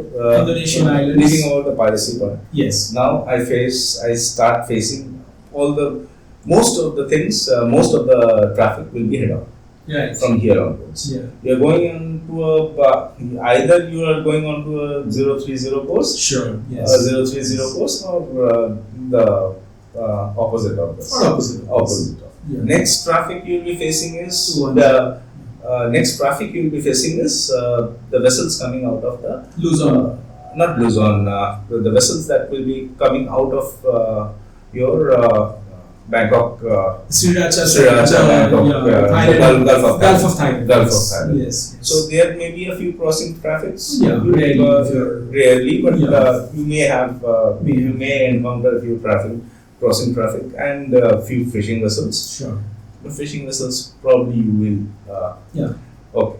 Now, the thing is, you will be facing a lot of fishing vessels. Now your fishing vessels starts the number piling of up. fishing vessels starts multiplying. Yes. Starts multiplying Yes. after you. The South China Sea, it is. I would say South China Sea is still okay, but East China Sea and I have that's really dense. East China Yes. Sea and Bohai Sea. Bohai, Yellow Sea. Bohai Sea Right. and Yellow Seas.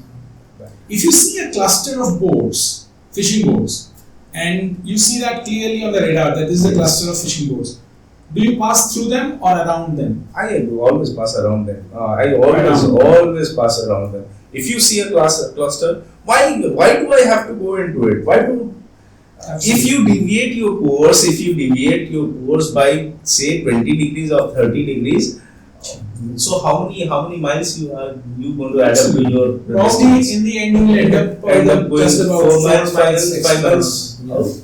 Correct. It's so much safer. Yes, so much safer, and it's not that you will be passing. If you go into it, Yeah. it's not that you will be passing in one course. Correct. You have to do the zigzag. You go zigzag. You And somebody, one of them suddenly decides to Yes. start their engines and come in front of you, and you're you gone. have your engines Yeah. ready, and why to take that risk? Yes. Thing is, Agreed. why to take that risk? If there is a cluster, get out of it well in advance. Absolutely. Go around it. But there are situations where I know for a fact that we cannot avoid fishing nets all the time.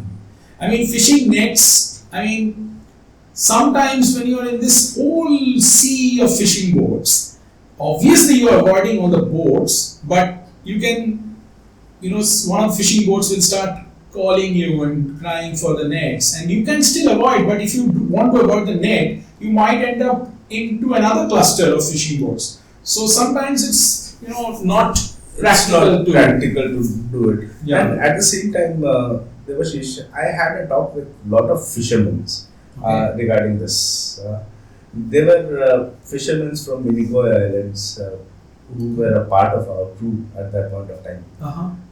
So, what I find from them is even if your ship goes there are so many floating buoys and all, even if your ship goes over those buoys, Right. the nets are way down. Okay. So nothing is really getting damaged. Yes, nothing is really getting damaged. Hmm. So what can happen? The maximum what can happen is they can lose the fishing buoy. Uh-huh. Okay. From there is only one thread. Okay. So it is basically floating. That's connected to the net at the bottom. The Right. maximum what can happen is that strict That is can your fishing boy can get Okay. Torn apart torn and then apart. the boy Yes. is floating out. so. Okay, understand. It really doesn't. You're not cutting through it. If you are passing a fishing boy, it doesn't mean that you are cutting through their nets. Right. It doesn't happen that way. Right. But yes, if you go to Chittagong and now, there are floating nets. Uh-huh. There are all floating nets. Okay. Okay. They catch a particular kind of fish. The nets are floating on the water. Yes. The But it has to go below the water, right? I mean, no. some The nets of they catch a certain kind of fish. Okay. What do you call it? We call it Bombay duck in Hindi. Okay. Okay. Or in Bengali we call it lotte mach. Okay. Okay. Those are the fish. They catch it with nets floating. Floating in the water. Okay. Understand. So if you go above them, you are damaging damaging. nets. Right. But if you are close to a fishing boy, it does not mean that you are damaging any kind of net. Right. Right. Or you are posting a. Yes, if you can avoid, yes, of course. Of course you can. Of course, yes. If you can avoid, you do avoid. Yes. But just to keep this in mind that to avoid a fishing net, you might end up in a bigger danger Yes. of going towards Yes. another cluster of fishing boats, Yes. which should not ideally. That should not happen, and that you should bear in mind. Yeah. This is, I mean, I find this, a lot of junior officers confused about this because the fishermen are shouting on the VHF that please avoid my net, and obviously that you want to avoid the net. Yes. As a junior officer, you want to avoid everything. You don't want to go close to anything. But that's a trade-off. I mean, you have to understand that That's a might great end up in one. And talking about junior officers, these are possibly these points. These are well written in the master's night order. Yes, or the standing call the orders. master. Call the master. Call the master. Yes. I don't understand why things has to get so complicated by the time master comes up on the bridge. Sure. Why can't the master be called well in advance, which has been written and it has been drawn into their heads? Call the master well in advance so that he can take a decision with time to take a decision. Absolutely. So that's completely because So a situation so happening means that yes, there is a danger existing. and that's what I mean. We all have heard this. Sometimes we don't understand it enough that even if you're in a doubt whether to call the master or not, call him. Call him. Yeah, because I don't think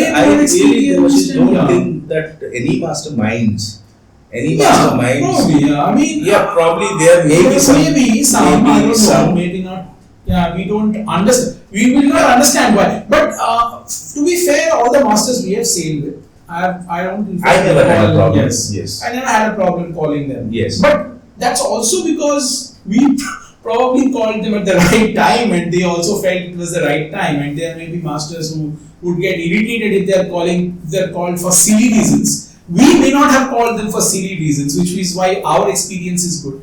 But even for a silly reason, call him. That's his job. That's there exist exceptional people, but I think even if you take 90% of the masters, they don't mind. They don't mind coming up. In fact, they feel more confident. Yes, I as a master, when I know that he's calling me for whatever reason, whatever problems he's facing, then it's only that my trust towards him grows. Yeah. That he's going to call me Yes. in any distress or any situation. Any situation, I will get a call and I will come up on the bridge. Right.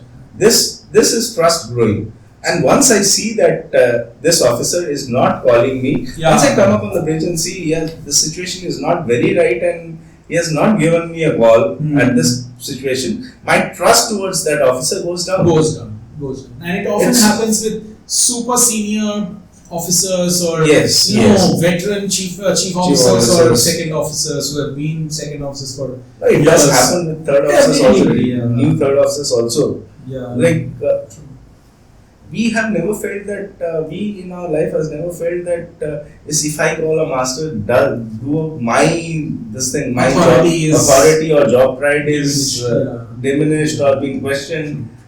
We never felt this, and this is the minimum thing they should have in their mind. Correct, correct. I mean, it stems, I think, to some extent, it stems from your belief in your own your confidence in your own job. Yes. If you know that you're doing the right thing and then you're asking the right questions, it's just like in a class full of students, the person who raises their hands and asks the question, it doesn't mean others did not have the question. Many others may have had that question, but they were shy to ask. They did not put their hands up. Exactly. But that person put their hand up because they are confident that my question is a legit question. I cannot understand this. I should clarify. Same thing for a duty officer. If they are doubtful, just clarify. Just clarify.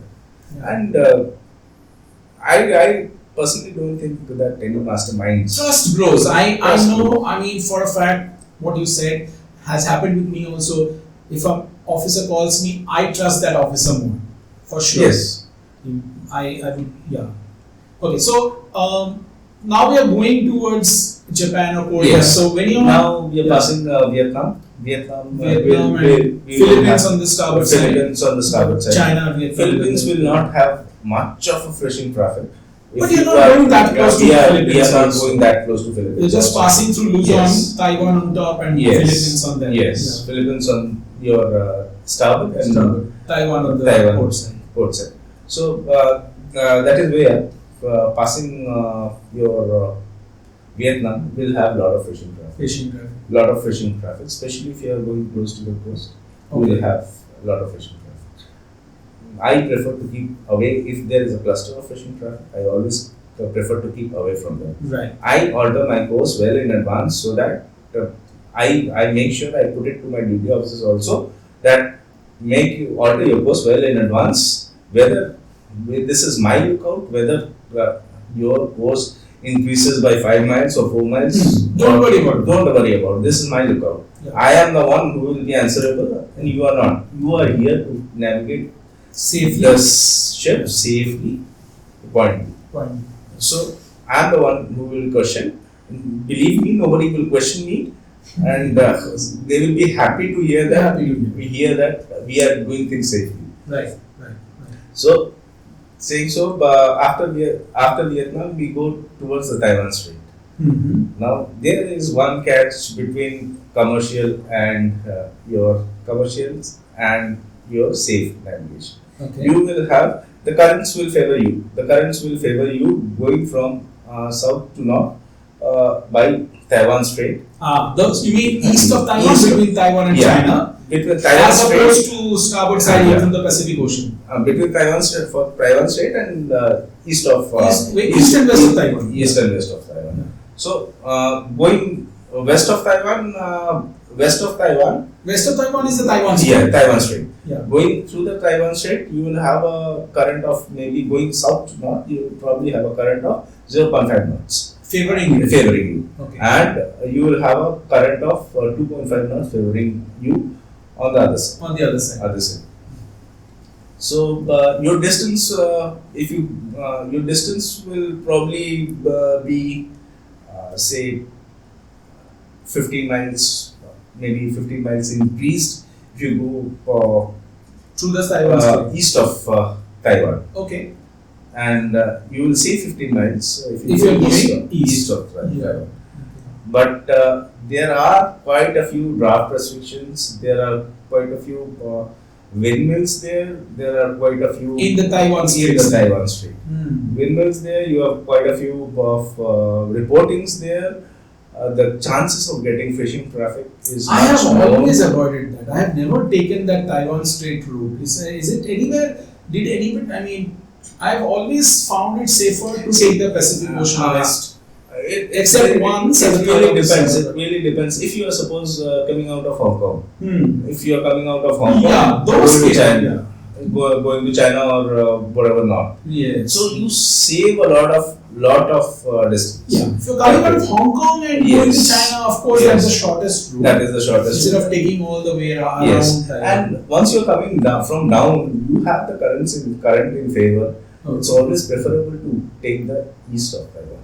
East, right? East of Taiwan. Yeah. So you're saying the Pacific Ocean side. Yes, with the current. Yeah. One challenge of that route is that you have I mean, I have seen at least twice in my time that very heavy storms which form at the equator, and now they are coming they are forming on the east part of Philippines, Yes. on the equator, near the equator, and then they are coming up because of the Coriolis force. They are coming up towards the northwest, and they are exactly going to pass you or cross your path. And very often these are going to hit Taiwan or hit Japan or China sometimes. But so you are Most on that likely they will route, pass, yes, on that route. especially in these September months, September, October, November months. Yes.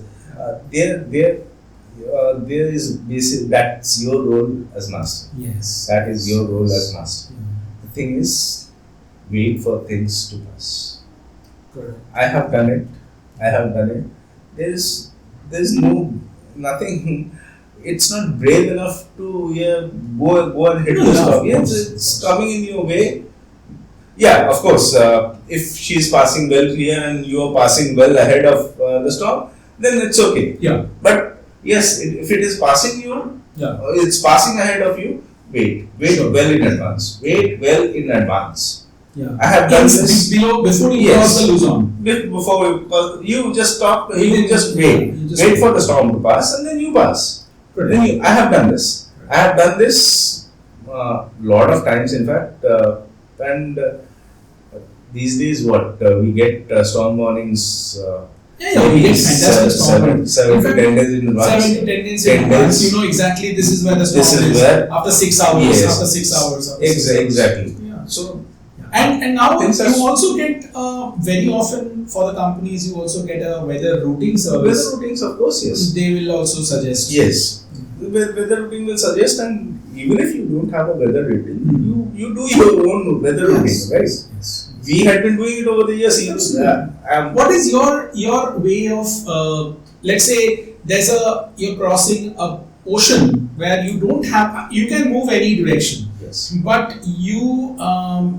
you also don't know whether there'll be another storm behind or what is going to happen after this, because this, especially in this part, in the South China Sea and the Pacific Ocean on that side, there is sometimes in these months there is storm after storm. Storm after storm. So you will have to take a judgment call over there, Yes. whether you want to go ahead. And once it has happened with us that we started taking the route on the east of Taiwan, but then we decided no, let's go on the west of Taiwan to get the shelter, and the storm chased us like this, and it sort of caught us from behind, and we had nowhere to go.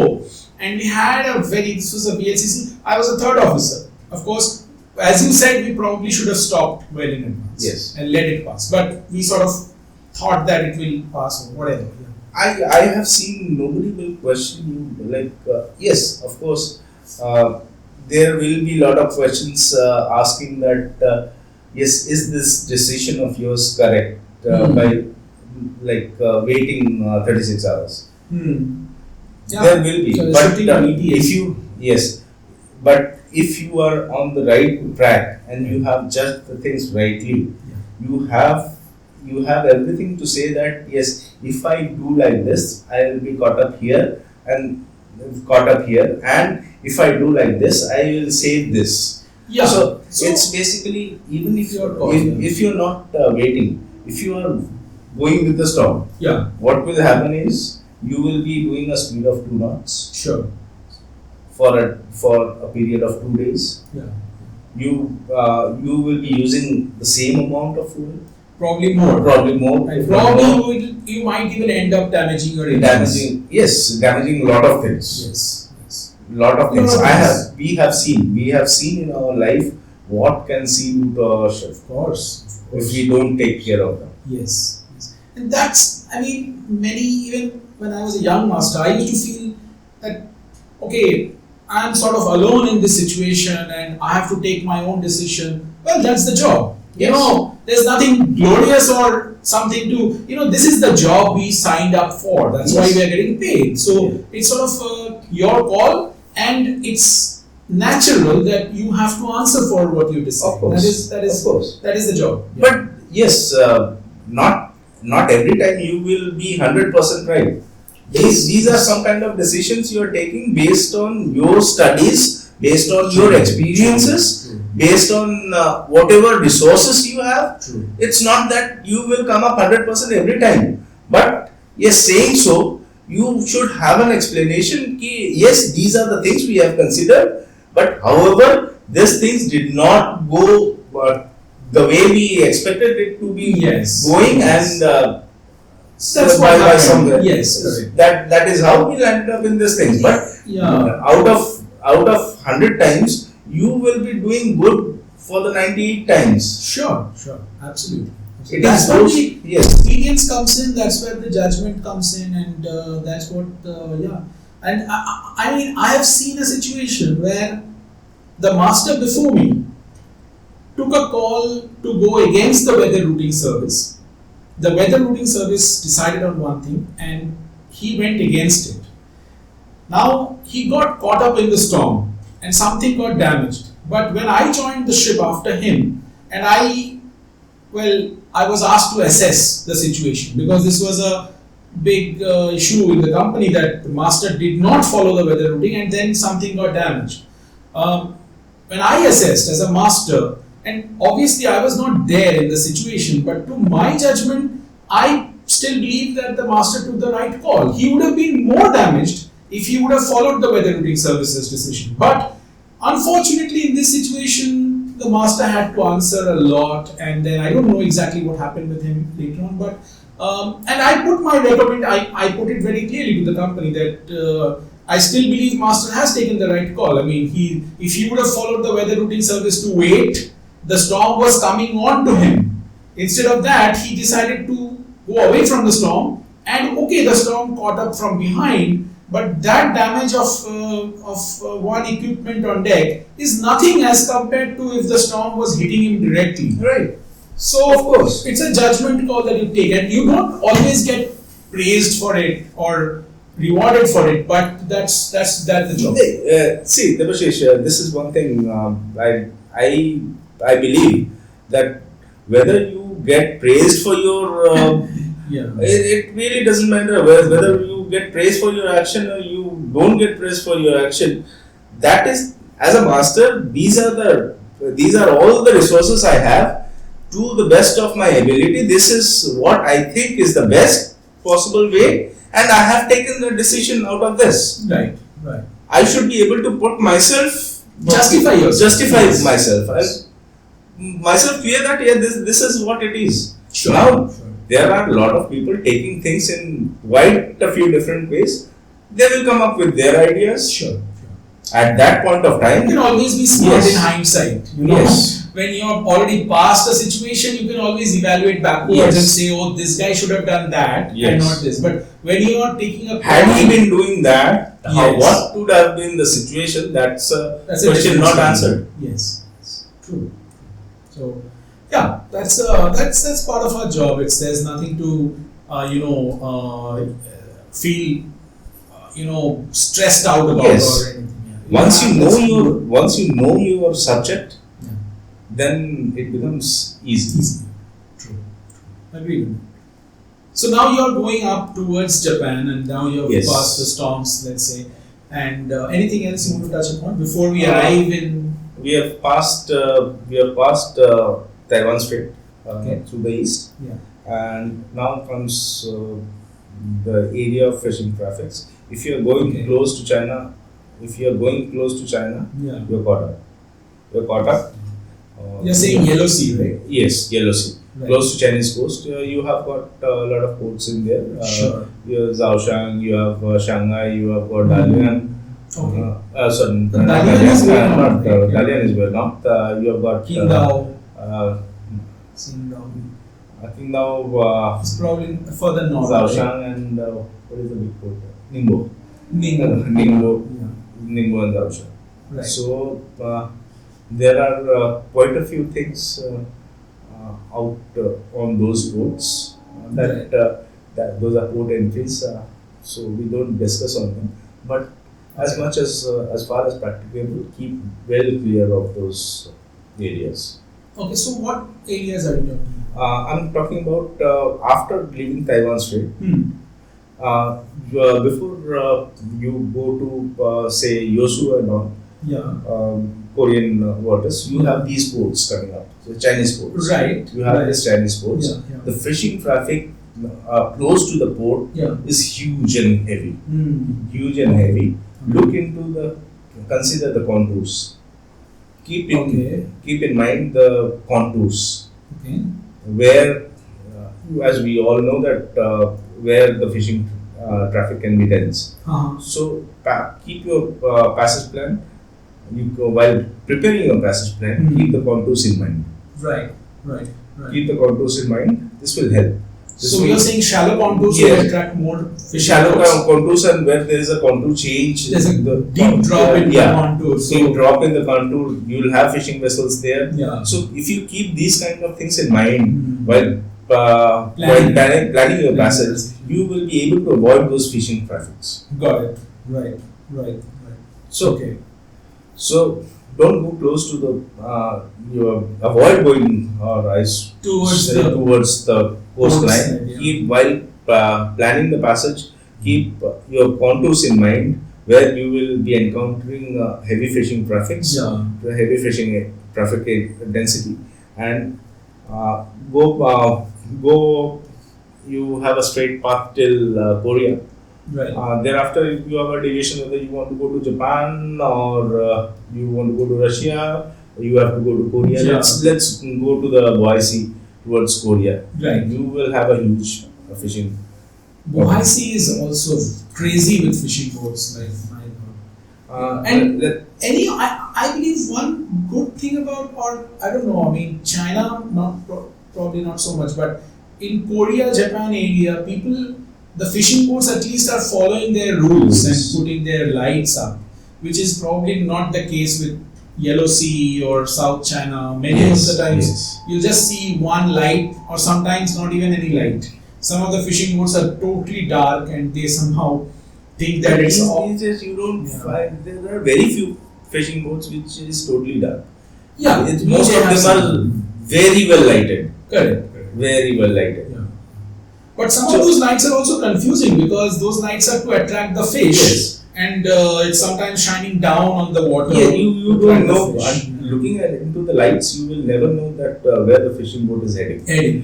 Heading. So here you have to depend on your radars. Yes. Keep your trails on. I'm again saying, I'm emphasizing on the thing that keep your trails on. It really helps. It really helps. Right. So depending on what scale you are using and what kind of radar it is, keep your trails on, and even with a glance, you know that what this fishing What they are doing. True. So true. So now the next thing is the Chinese. Once you go if you are going to Korea, then it's okay. Like you are following the TSS. Right. You're going up to Incheon area, Daesan and Incheon area. So you will have fishing boat vessels impeding your tracks and all, courses and all. But you will have. But you can avoid them. You can proceed. Right. So if you are going to China, say you are going to Dalian or a little bit higher up. Dalian is one section where you will have lots of fishing traffic. Okay. Even on the TSS part. Okay. So when you are going to China, you also, apart from the fishing vessels, you also have to keep in mind the coasters. The coast. The coasters. Oh, the coasters. Okay. There are huge number of coasters that ply between the ports. Okay. From China, between the ports in China. These are passenger ships types. Not only passenger ships. They are like barges, little coastal ships and all. Right. Small shipping vessels. Right. Okay. Those coasters.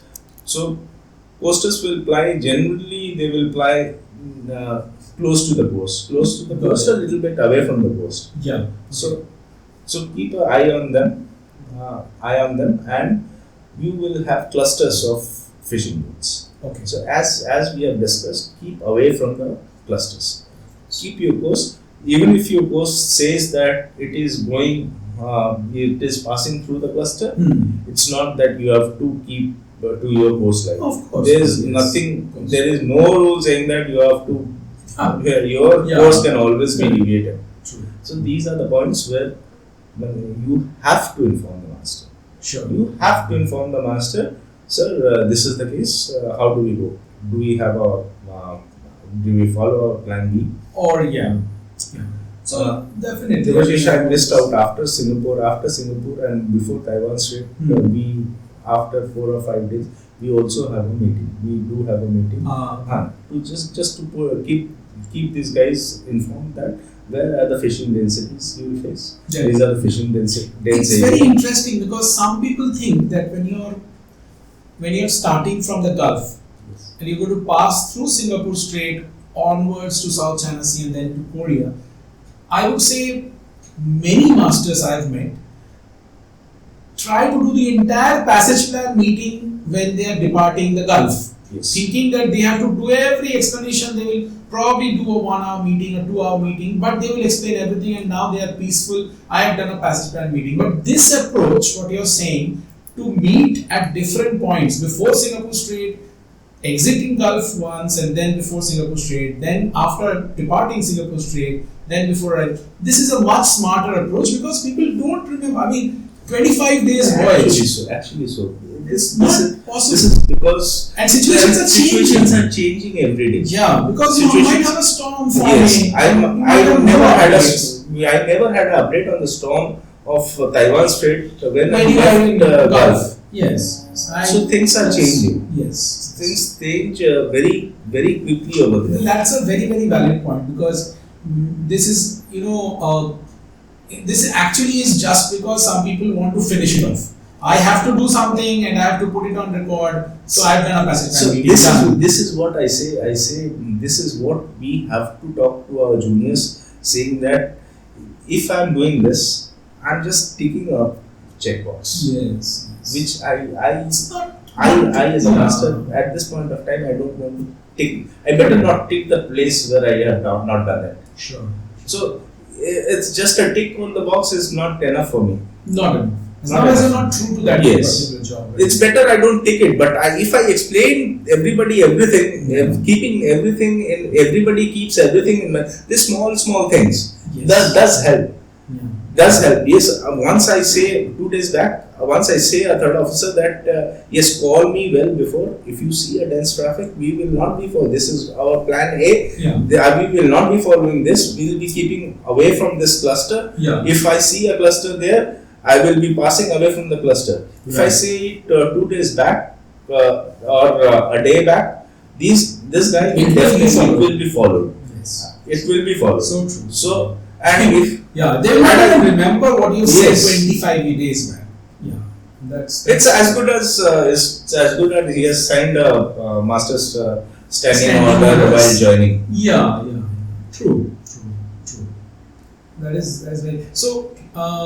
What you're saying is before arriving in Taiwan Strait, you have another meeting? Yes. No. Yes. Before arrival Taiwan Strait, I generally talk to all my officers. Here, basically I also involve the chief engineer. To me, chief engineer is a very, very important guy who understands the thing like he's a core part of my team. Right. Me, if I develop, here there is another thing, a relationship thing. Right. Here as a master, if I develop a very good relation with chief engineer, my ship is everybody is in line. Peaceful and everybody is in line. The top management is peaceful. Yes. Everybody else. Everybody is in line. Having a good relation with chief engineer, it really helps a lot. It really helps a lot. It helps to keep the balance of the ship. Totally agree with you. It helps to keep the balance of the ship. It helps to create the environment, giving a positive vibe to all the guys, all the people on board. Yes, these guys are together. It makes your team so much healthy, so much healthy. So this building a team, this really is one of the most important aspects that we have to look into.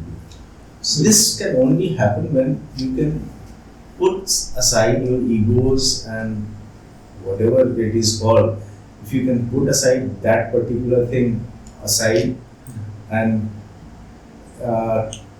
make that guy understand, yes, you are there with him. Absolutely. So this to have that cohesive atmosphere between the top four yes. makes a huge lot of difference for the Yes. juniors below, and it gives a safer feel, on the ship on the also. ship also. So, captain, chief engineer, chief officer, second engineer, if they have a good time and they have a free way to talk to each other Yes. without bringing in their personal egos and all. Yeah, I'm not completely saying agree. I'm not saying to do this, but if you can try on board, a captain, a chief engineer eating together, Yeah, eating together on a dinner table makes a lot. makes of a lot of Makes a lot of difference. True. How often do you do you have these morning meetings with all the top four or anybody or weekly, something weekly or monthly? Yeah, weekly of course. We always have a daily management meeting. Hmm. Daily management meeting where we talk for me along with the electrical officer. Yeah. So these are the 5 guys. But yes, whoever wants to participate, to me is welcome. Whether he's a cadet or he's a AB, really doesn't matter to me. Right. So it's only that the planning part is done. The toolbox meeting, the chief officer does it in the morning, but it's just a reminder to him that a refresher of toolbox meeting to be carried out Yeah. prior people leaves for the afternoon session. Okay. So Okay.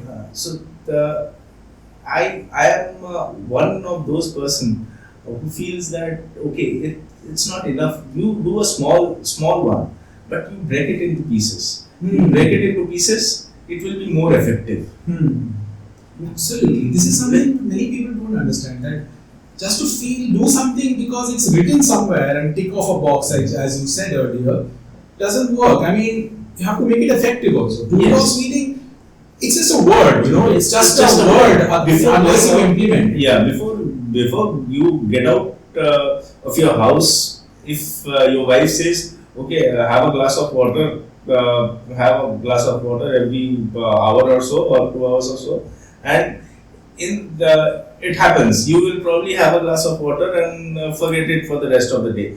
And again, if she makes a call, reminds you at 1300 hours or 1400 hours, have a glass of water, that you will probably have. That will trigger you. Yes, I need to have that. True. So you will have probably 4 glasses of water.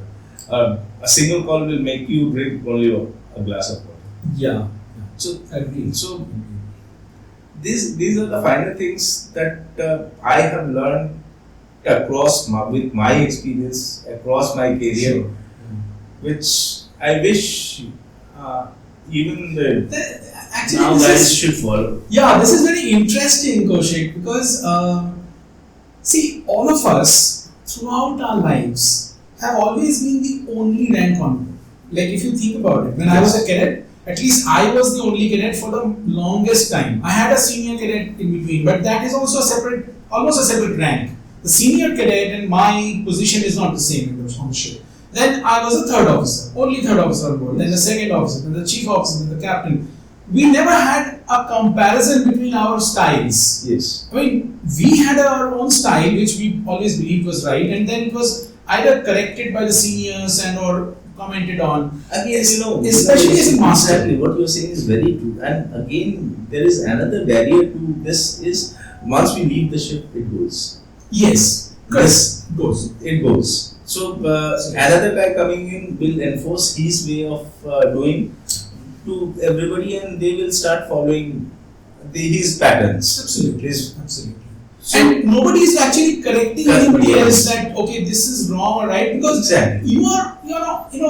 we might have followed because somebody coming in does not know whether these guys were doing the things in a better way. in a better way. Better way or not. Yes. And very often we live with that thought for the rest of our lives, thinking our process was the best ever. Yes. But when we start comparing these things, like what you said, I truly, I mean, I might not have done it also sometimes. That breaking a toolbox meeting in parts makes a lot of sense. Makes a lot of sense because it then reminds you at every step that what I mean. So interestingly, you said break the morning toolbox meeting into one pre-afternoon session, and we are talking about toolbox meeting, but I'm not basically just a discussion. Just a just talk. a reminder. Yeah. Just a reminder. Yeah, you don't have to make it Yes. formally. You know, it's just a reminder of We probably had that meeting. But it's only the just you put in A nudge. a nudge into his mind. Correct. Yes, it triggers him. It will trigger him. Got it. It will definitely trigger him for the rest of his day. Got it. Absolutely. So yeah, I mean, so coming back to so we had just crossed the Taiwan. Yes, we were talking about the meetings. The meetings, the yes. meetings. We had this meeting, and I have a tendency to have the meeting in the evening hours one day before. So One day before what? for the planning part. Okay. For the planning part, Before arrival of the no. Every day, the daily meetings. Okay, daily meetings. Yeah, Yes. toolbox meeting. We discuss the jobs, and before suppose we have to carry out all these jobs. So we generally set in the evening, say before dinner, or 6 to 6:30, or at times after dinner 7 to 7:15. Right. So 7:30. So we generally talk about the next day. I have a habit of Debriefing for the same day. debriefing for the same. No. I have a habit of looking into the weather part of Okay. weather part. It helps managing. The day-to-day jobs in a better way. Okay. So suppose. Just for an example, this is nothing to do with navigation. This is only a practice that I have gone into. So that suppose tomorrow is going to be a rainy day. Yeah. So it doesn't helps a chief officer putting in 4 people or 2 or 3 For people painting. for painting and chipping and all. Yeah. There are so much of things that can be done. Correct. So preparing these things well in advance, not well in advance, really helps. Right. Similar to these kind of situations, like a meeting before Taiwan Strait for the sea, for the Bohai Sea and Right. Yellow Sea. Right. These kind of things really help. Right. And once the things are fresh in their mind, they will keep it in their mind. The juniors will keep it in their mind. Yes, these are the things we will probably be encountering. Right. It's good enough if you don't encounter, Right. but at least they are prepared to encounter. Yes, this fishing traffic, the posters will come. Hmm. Here there are whether there is chin reps or China rep, Reporting says chin reps and all. And there's a gas rep, right? Is just on the Japan on side. the Japan side. Yes.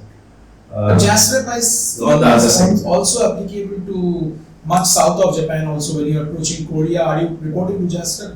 No. No, it has got a definite line where if you are transiting in that area, Right. then you have to. Okay. So even say the chin strip also. If you're crossing that line, you need to Report to the Report. Chinese, Yes, Chinese. authorities. and so is east of Taiwan or west of Taiwan Strait also. You have certain reporting points. So thereafter these posters are a big challenge, and fishing traffics are a big challenge. Right. I intend to keep my engines ready, and all the times during this passage Right. where I have to use my engines. I also imparted in my juniors that you are free to use engines anytime. Right. Use engines anytime. If you are into a situation where you have to use the engines and call me. Right. Right. Call me, and I'll be there in a moment. And call me well in advance. Just call me. We will follow the way we have discussed Plan B. We will follow Plan B. Sure. So as a master, I whether it is anchoring, whether it is transiting Singapore Strait, whether it is coming out of Gulf or what with sways, I always have a plan B. I always keep a plan B in mind. Right. Okay. So it is generally by all the masters, but over the years I have developed one thing: you have to have plan B. Right. I do keep a plan B in mind. We'll follow plan B. If plan B fails, we'll follow plan C. There is nothing that it's not a what do you say? It's not a abort point at that point, or it's a point of no return at that point. We have the sea in our hand. In our favor. Yes. We can maneuver anywhere. We can maneuver anywhere. Yes. So don't worry about it. Whatever, even if there is something to take up, I am the one as master who is going to take this up. So you don't worry. You need to inform things. Whatever you are supposed to do, you do that. You inform at the right time. Got it. So this is probably the first informing at the right time and calling the master is probably the first thing I drill into their heads when I get on board. Okay. Yeah. So I also tell them that there is a trust issue. There is a trust issue. If I get a call, that means at the right time. That means you understand that I know that I'll be able to trust you. Sure. You don't call me. Okay, once it's okay. The second time, then the trust goes off. And if the trust is not there, it is probably the worst thing. Very difficult. It's probably the worst thing on board if the trust is not there. You could spend more time on one officer than all other officers combined if you don't trust that officer. Yes. You have to be everything. You have to be after that person, and you have to sort of. That's a very irritating feeling inside. For everybody. Yes. For everybody. Yes. It's bad for that officer. It's bad for me. Of course. So you don't have to do anything. You just have to say.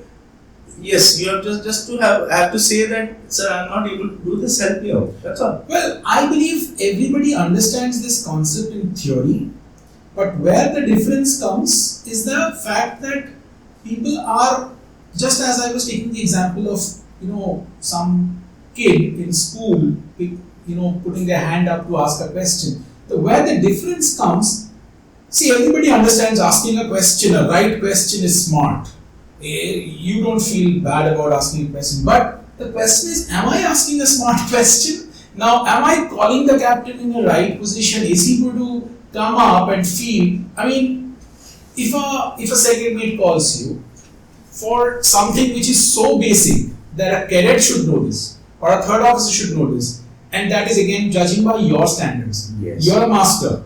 You are thinking that the second mate called me for this, and I'm not saying you might not think it. Yes. I'm saying many others might think it. So Devashish, very often that is the challenge. As you said in a classroom, raising hands, the guy was asking a question. Yes, whether it is a smart question or a silly question, a doubt is a doubt. Yes. There's something, it's there in his mind. I appreciate the fact that he has come up with that particular thing to clear his mind. Yes, sir.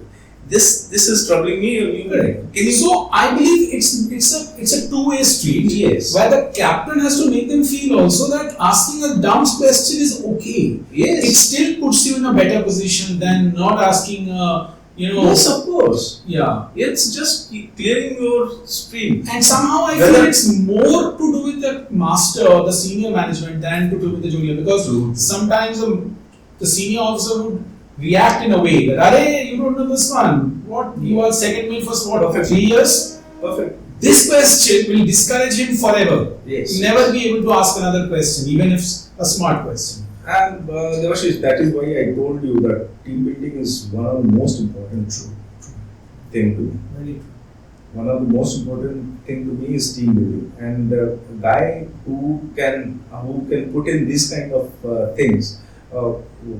This is a silly question. Why are you asking me? Yeah. I'm sure that this guy won't be able to build his team properly. No, yeah, of course. Under no circumstances he will be able to build. It's just that at that point of time, the guy wants to feel like I'm the tiger of the bridge and Exactly. I want to be.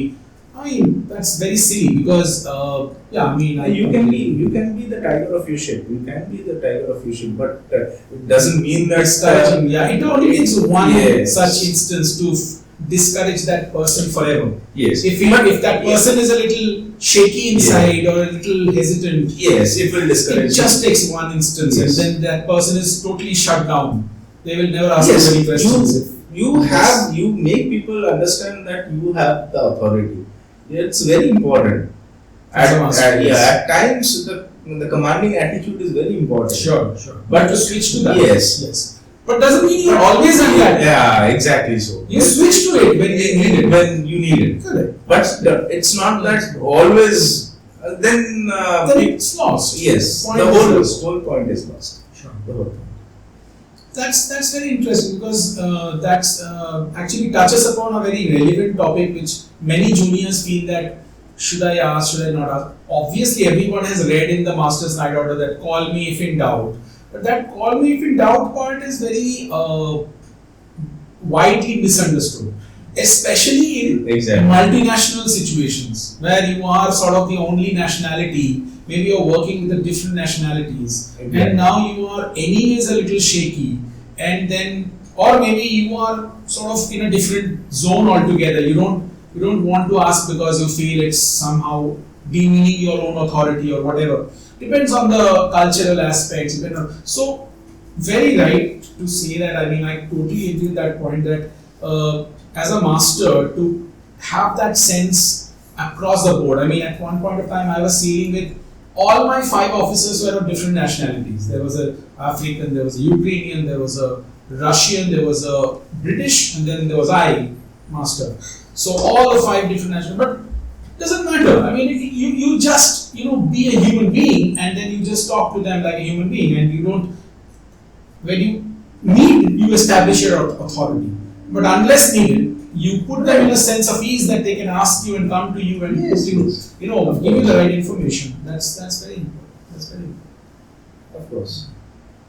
So Yeah. So you have been to China Sea. yeah, Now Suppose, going up towards Korea or USA. Korea is one hand. Okay. So either you are going to Korea, then you will be following a different route. Okay. Korea is up to I think Incheon and Daesan and Incheon. Right. And it's interesting issue. Like even there during this point of the time, you have a lot of storms coming in. In Korea, right? In Korea, Right. the Daesan part and all. Some hitting China Or Japan. Japan Yeah. and all. Japan gets impacted by storms. Yeah. A lot. The southern part, Yokohama, Especially during this part of the Tokyo Bay. time. Yeah. Especially during this Yes. July to September, October. Yeah. So yeah. Good. So regarding this, I need to tell you one thing, that as a master, we need to there are possibilities that during or after loading or during loading, you may have to get out. Okay. You may have to get out in this part of, especially in this part. If you're of loading in Korea, loading in or Japan. discharging in Japan or even in China. Okay. So it's a Yes. possibility that during your loading and discharging, you are told to get out, or after you discharge only, or after you load only, you are told to get out. But there is a storm coming in. Hmm. So have your areas charted out where you can wait. Okay. After you come out of the port, Yeah. you can wait. Yeah, you can wait there. Okay. So there are places like have your shelter area prepared. Hmm. Have your shelters prepared.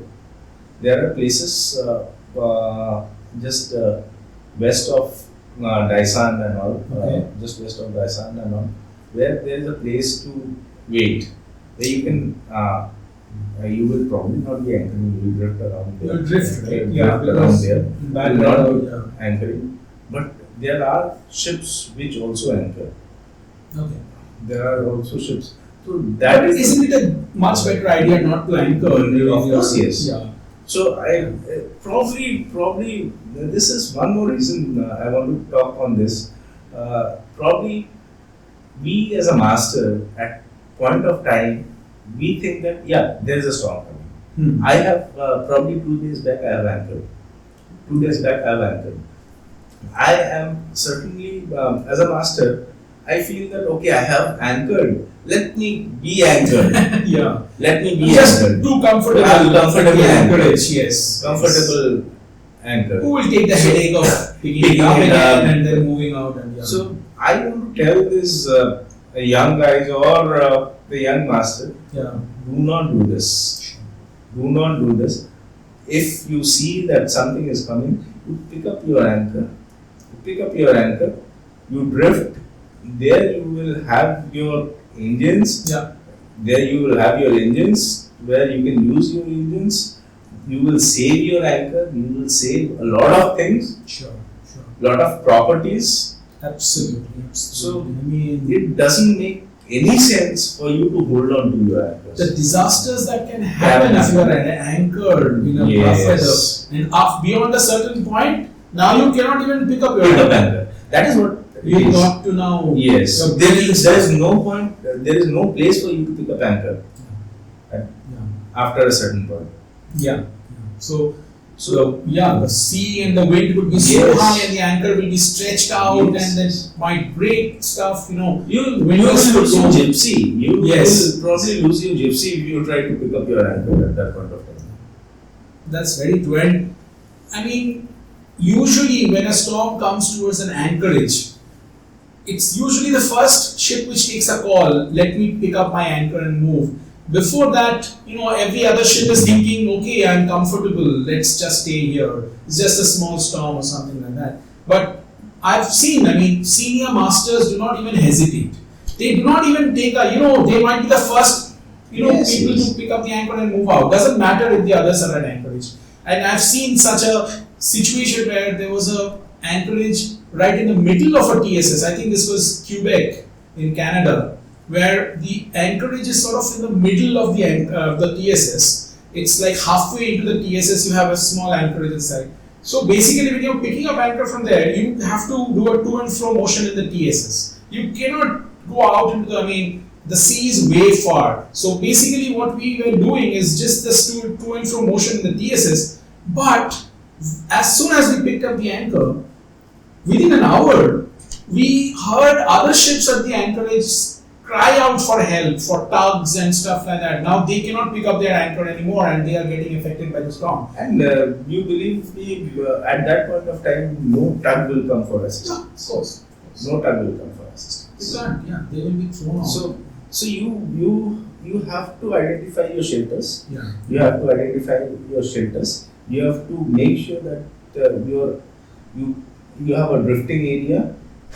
Right. The fishing vessels will go by them. You will have a proper area, but do not anchor at that point of time. You will find a lot of ships at anchor, but do not follow. Sure. Follow what is there in the books. The book when written has been researched, Yes. and follow their research. That's so true. So true.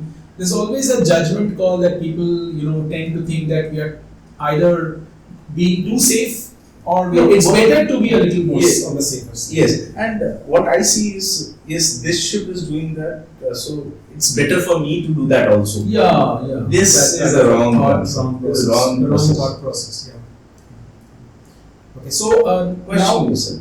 yeah. So now we go to the anchorage. Go to the anchorage. So let's say there's no storm and nothing, everything is peaceful. How do you approach the anchorage? What do you see? And this is sort of for any anchorage. What is your anchoring process like?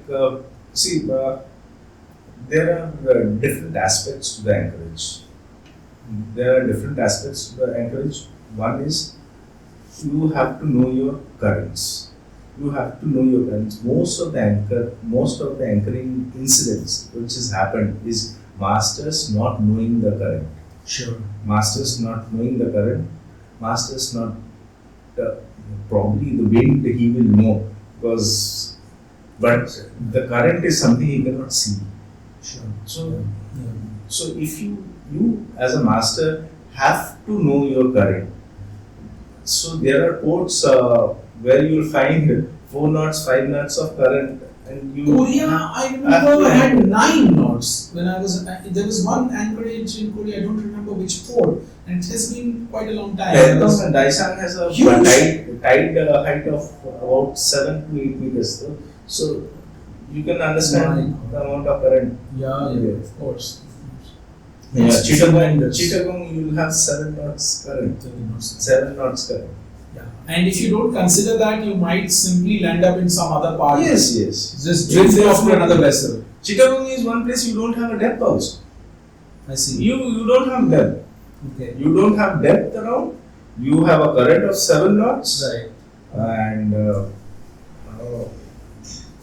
the berthing part is even more stressful even for me. I think the berthing in Chittagong is really dangerous. Okay. What it is, the pilots let go anchor at about 7 knots, 6 to 7 knots. Oh my God. To me, it's very risky, very risky. So you're actually making headway at that point of time. You're on dead slow ahead. It's basically to turn the ship. Right. It's basically to turn the ship. They will drop your starboard anchor at 6 knots, 7 knots, Yeah. which is like if your ship is new, it's good enough. If your ship is old, So, coming to the basics, how do you understand the current? Unless you know it from the sailing directions, yes, of course you have to. You have to. Okay. You have to, because your second mat has prepared your passage plan. Hmm. So, lot of masters like us tend to not bother about the current. Yes, I have seen. Yes, my UKCs are okay. Hmm. My UKCs are okay. This is the passage plan. Okay, fine. So how is the current there Hmm. in the sea and how is the current in that port? Yeah. We tend to not look into it. Okay. Yeah. Okay, and most of the accidents which has happened, even in Singapore, Singapore and all, Tanjung Pass is one port where we used to anchor of our own earlier, but recently it has to be with a pilot. Okay. So I have seen accidents. Like I was a mate then when I was joining one of our vessels. So the accident has already happened. Like it was maybe 30 minutes back when Okay. they have They've just gone aground. anchored, Oh. and they have touched another ship. So it was like I joined the mate, and the captain was also very close to me. Yeah. Very close to me, and he was a mate when I was a second officer. Oh, you're the same captain who was in my time, right? I mean, No. I just joined. Okay. No. Okay. Not bad. Not Captain Lalit. Not captain. Okay. Then what happened? Like we were pretty close. Now he has told me that we tend to understand things from our mistakes. Yeah. And he has told me what all mistakes he has done during why did he touch? Okay. Why did he touch? The main reason what we could find out is not knowing the current or interpreting the current in a wrong The way. wrong way. Okay. Interpreting the current in a wrong way. So knowing the current is very important. Right. So, just take me through that entire process of your approaching an anchorage and now what? Yes. As I told you earlier also, I as a master feel speed kills. Okay. It really doesn't bother me if I take an hour more. Yeah. Of Or course. if I number one, if I take an hour more. Number two is if chief officer has to stand 30 minutes more for the anchorage. For the anchorage. It used to be earlier as a junior master. I used to think of this kind of things. Yeah. Nowadays, I don't think. If he has to be there forward, he's supposed to be there forward. He's paid for that. Sure. So it's safer for my ship for him to be 5 minutes or 10 minutes earlier than 5 minutes or 10 minutes late. Correct. He prepares the anchors, he makes sure everything is fine. He has a small toolbox meeting before the anchor. I give him that time, okay, we should have this time. Right. Right. So I prefer to have these guys about 5 to 10 minutes earlier, say 15 minutes earlier than being late. Right. So I call them accordingly. Right. So the second thing is I feel that speed kills. I approach Anchorage like everybody has got a safe rule or thumb rule pattern. Yeah. Of 12 miles, 12 knots, say 10 miles, 12 miles, 6 miles. Twice the speed, basically. What you're saying, speed. 2 miles, Yes. 4 knots, 1 mile, 2 knots. 1 mile, 2 knots. That way. But yes, it also depends on your how many ships are around, what anchorage you are Sure. going to. All these are some of the factors. And the current and the tide would be shown by the heading that the ships are keeping. Yes. So you observe the ships are heading. Yeah. Of course, yes. So don't just try to come head on and then No. drop. Rather come all the way and then Yes. align your heading if as much space, as possible. If space permits. permits. Yeah. If space permits, space is again a big factor. Current is again a big factor. Big factor. Big factor. Current So is- if you're getting pushed by the current, yes. and now you are already coming very close to your position, your designated position, would you then, will you drop the anchor without turning and then just drop it and then turn on the anchor, something like that? Yes, if there is no space, it's always better to drop the anchor and then turn. Okay. If there is space, it is always better to stem the current. I feel stemming the current is a much better and safer maneuver Yes, for than dropping anchor and turning. For sure. I have control of my ship. Otherwise, I tend to lose control of my ship if I am not stemming the current. Yes, of If course. the current It is pushing you following me. from behind. Yes. Yes. Now, I tend to approach anchorage at 4 knots, where I have a complete control of my ship ahead and astern. And are you saying 4 knots GPS or 4 knots over water? 4 knots, you can say GPS. GPS 4 knots. Yes, Okay. GPS 4 knots. Okay. Over water doesn't matter depending on the current. Okay. So, 4 knots GPS. so So 4 knots GPS. and you come when you're, let's say, 2 miles, Yes. you're at 4 knots, and then when you're at 1 mile, you're at 2 knots. Or You knots. go, it all depends on how you maneuver. There is no thumb rule that at 2 miles you have to be 4 knots or at 1 mile you have to be 2 knots. There's nothing like it. But the thing is what you have to be is you have to have the full control of your ship. Got it. You have to have the full control of your ship. You can always go. You are a mile away. You can always go at 4 knots. You have to turn the ship. You have to turn the heading 90 degrees. The speed will drop automatically. Yeah. It all depends on the situation. The anchoring thing, there's a big concept. The whole concept is a big chapter. The anchoring thing. Of course. Yes, but there are certain safe procedures. Hmm. Safe procedures. I would like to point a few things that we tend to not look into. Or even if we look into, there are few ambiguities on those parts. There are mainly there is one thing, whether you will drop the anchor, at what level you are dropping the anchor, or you are walking back, which is a safer process, which is a safer process and which is a faster process. Hmm. So, Right. so what will you go by? As a master, I feel that walking back is always a safer process. Yeah, I mean, And- isn't that also a recommendation nowadays that all ships should? I mean, on a VLCC, we don't even think You about dropping don't the think of anchor. it, but But isn't on- it common for all other ships as well nowadays that walking back is better than? See, there are, as said, there are a lot of things. There are few situations where you will not be able to walk back. For example, you understand the Singaporean pilots don't. They want to They want drop to it. drop it. Yeah, There are reasons behind it also. Yeah, There are you lose the reasons position. you lose the position. Correct. So it all depends on how much space is available to you. Sure. Space is, we are all talking about, yes, enough of space, I will definitely go back. Hmm. Enough of space. I'm stemming the current. Yeah. I'll definitely go back. Right. Okay. I have a.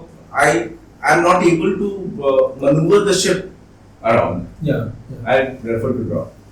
Hmm. Prefer to drop in a sense. Also, like it's not a full drop. Of course, I'll see to how much is the depth below me, and You cannot drop on yeah. a depth of 90 meters, for example. No, 90-meter leave.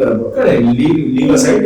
Definitely, I will not. I will walk. Yeah, I mean, a safe. What would you say is your limit for dropping the anchor? I mean, for letting go the anchor. Letting Dropping go. is letting go, right? Yeah, letting go of the anchor, you can always go for even at 40 meters. You can let go, but then again, while you have a depth of 40 meters, your UKC is 40 meters. You can always lower the anchor Yeah. before. And then just let go that much. Yes, let go that much. Even keep it hanging at 5 meters. 30 meters or 35 Yes. meters, and then just let go. Then let go. Yeah, got it. So that is, I mean, this speed, the Solas regulated speed of roughly 3 minutes per shuttle, which is the normal on most ships, gives you, I mean, unless you are having a very uncontrolled kind of a current, I have seen that it helps you also maintain the position without having to let go. Per ship, that is the heaving. I think that's No, if you're the- walking back and you're heaving, it's almost the same, right? It's the gypsy speed you're talking about. Yeah, the gypsy speed, but So when it's you are sort of, heaving, yeah. when you are heaving up, it's almost 3 minutes per shuttle. But when you are letting go, Sometimes it's less. it's So letting go is different. Letting go is no, not letting go. Sorry, walking back. walking back. Sometimes it's more. It's more Because slightly. there is no weight. Correct. Yeah. So it's gravity is helping. Yes. Gravity is helping. What it's I mean, what I've seen on the ships that I've sailed on is that most of the time you can walk back while maintaining a position unless the current is so strong that it is Yes, of course. taking over. Devashish, there's a slight difference between what you are saying because you have been a master on VLCCs. Mostly VLCCs. Yes. Okay, and I have been a master on say Aframaxes, mostly Aframaxes. Okay. So there's a difference in your the berths, the ports you go to. Sure. Okay, Yeah. the berths you go to, ports you go to, and the place where you anchor. Even if we are going to the same port, Sure. so you have The an anchorage different outside. You have an anchorage outside, Correct. and I have an anchorage inside. Correct. Where I have an anchorage inside where the density of the traffic is much more Yeah. than you have outside. Correct. Even in Fujairah. that Yes, is- even in Fujairah. Yes. Even in Fujairah is a different. Fujairah is always busy. Yeah, and always crammed. Yeah. So this is this walking back and whether you will be dropping anchor or walking back. This as a master you have to take or plan it a little bit early In advance. In advance, little bit early, and this next thing is how much to pay off. Sure. So you will have your manuals saying something, but you as a master you should have. I feel you should have your some thumb rule for Okay. your number of shackles you're going Number of to do. shackles, yes. Okay. Like for me, on a fair weather condition, good weather condition, for me it is your depth plus 5 shackles. Okay. So, Okay. or say depth plus 6 shackles when you are loaded. Okay. So there are a lot of Thumb rules like that. rules Like we that. had a laid down rule on one of the companies that I sailed, which was 3D plus 90 meters. 3D plus 9 exactly. In good weather. Exactly, And but this will not 4D plus 120 or something. Exactly. like This, that. you will have it written down procedures, but Yeah. these kind of 3D plus 90 meter will not hold in Fujairah. Yeah, of course. It depends on the depth. of Yes, the- yes, because this if you're doing an anchoring at 90 meters, you don't have so many shackles. don't have so many shackles, yes. shackles. Fujairah, of course, is a different story. I mean, you always have to go up to your limit. For Yes, Fujairah. And you but don't know if you see this particular factor, what I have developed over the years, Uh-huh. 6. your depth plus 6. Yeah. Even if you go in Fujairah, if you go in a 100-meter this thing, Right. okay. Makes sense. So it makes sense because this is what we do in Fujairah. Also, we go 10 shackles, Right. 10 and a half, 11 shackles. Okay. So this say 100 meters, it is 4 plus 6. It's 10. Makes sense. Yeah. Makes sense. Okay. Okay. Yeah. So It's interesting. so every master, whether you follow this or not, you have a written down procedure. But as a master, you also have your thumb rule in place. Yeah. So you basically what you're saying is that you have to be safe. Yes. And that sort of depends on you. As long as I mean, you might go over the company requirement also. Yes. Yes. sometimes. Of course. Yeah. Over the top. Here, I want to quote somebody. You already had a podcast with him, Captain Naran. Okay. Yeah. Captain Naran. Yeah. We had Yeah. him in this studio. Yes. So Captain Naran once, I tend to remember these small things. Captain Naran once told me, and I really remember this throughout my life. I would prefer to put in one more extra shackle and sleep during the night and peaceful sleep during the night, Yeah. rather than I put in one less shackle and have it back of my mind throughout the night. Correct. So I still date I follow this. Like we learn it from our seniors. Yes. We learn it from our seniors. And there are certain things maybe it helps. Sure. I go by that rule. Yeah. Now another thing for anchoring is Devashish, I have seen a lot of chief officers don't understand where they should rest their chief. Mm-hmm. I have seen a lot of people keep their weight on their gypsy. Okay. They don't understand the impartation. They don't understand. They say that whether this bar will be able to keep the weight of the chain or not. We during anchoring process, I make it a point to talk to chief officer after I join the ship, saying that yes, this bar is built to take the weight of the ship. It's not the gypsy. It's not the brake that we should be Okay. keeping in. Okay. So I think you have to tell them. You have to tell your officers what you expect out of them. Yeah, this point could be, there are a lot of, I know for a fact there are a lot of opinions about this, even the senior levels. I mean, I've had these discussions over Yes. the years, and for example, there is a very strong opinion in some people's minds that you have to keep the weight on the brake, and the gypsy should definitely there should be a gap between the Yes. shuttle and the Yeah, bar, I so that if it slips, and then you know that it has slipped, and it will touch the bar, and then the bar will take the weight. But so this is definitely, it's got Yes. different opinions. Yeah. So, what do you feel? What does the book say? So, I don't recall having read this particular thing in any book, but what I used to follow was to keep a gap. Yes. so now that we are anchoring, there are few things that needs to be kept in mind. Now let's go into once how do we know that yes, my anchors are brought. Okay. So there are few things. Yes, your officer tells you from forward, sir, it's a long stay. Sir, the anchors are brought. You say yes, chief. Okay, thank you so much. We will come. Yeah. So we also have. I try to teach my juniors that you also have stuff on bridge that you can determine whether your anchors are brought up or not. Looking into the speed and the vectors. Yes. These are the minimum things. These are the things as master we should provide our juniors. Yes, the vectors are there. How a ship behaves after she has anchored. Yeah. How will the vector move after she has anchored? After she is brought up, how will the vectors move? How will the ship move after? Yeah. Yes. How from the vectors? How are you going to make sure that yes, your ship is brought up? Brother. So these are the few things that I tend to teach my duty officers. So how exactly do you know that it's brought up or not? It's very simple. Like a ship, once we anchor, the ship will stretch with its cable. Right. Suppose she has stretched her cable. If she is brought up, she will go forward.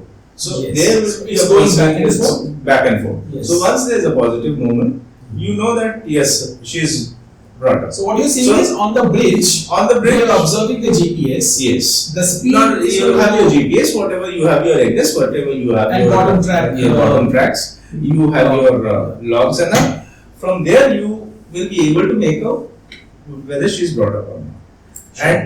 and that indication Yes. is that she stopped falling back and now Yes. she is going a little Going forward. forward. That is your indication. Yes. Maybe 0.1 knot or Yes. 0.22 knots. Yes. Right. And I tend to take a training session with my officers once I go on board regarding your anchor watches. Devashish, one thing you would have seen that we as cadet, we used to take big bearings. Now, the concept of big bearings Absolutely. is gone. It's radar and Yes, radar and AGS. radar and AGS. Yes, it's gone. Okay, till that point it's okay. But monitoring the vessel during she is at anchor and knowing that when vessel is likely to drag her anchor is very very important. Sure. And the officer it's not master, the officer on more much has to know that when his ship is likely to drag anchor. Yeah. At what point? At what force? What is the behavior the ship is showing while she is likely to drag her anchor? Right. So when I make it a point and I make sure that your tide tables are there on board. So there, my officer knows when the tide changes there, what is the speed of the current, what is the current there, and when the vessel is likely to yaw, or if she doesn't have that good holding ground, how will she behave, and at what point of time during yawing she is likely to drag anchor. This is a training session I would like to take up with the junior officers once I go on. Right. I do have a written procedure, like once I go on board, there are few training procedures that I have to have with my juniors. Okay. So, if once I have those sessions. What are the sessions? What is this? What What other training sessions do you normally take? One is once it is anchoring. The second thing is regarding the checklists. Okay. Few things I read out every point on the checklist. For the first time, once I go on board, I read out every point on the checklist. Like these are the checklists we have. Mm-hmm. So I just make sure I try to drive it into their head that checklists are not there to be ticked.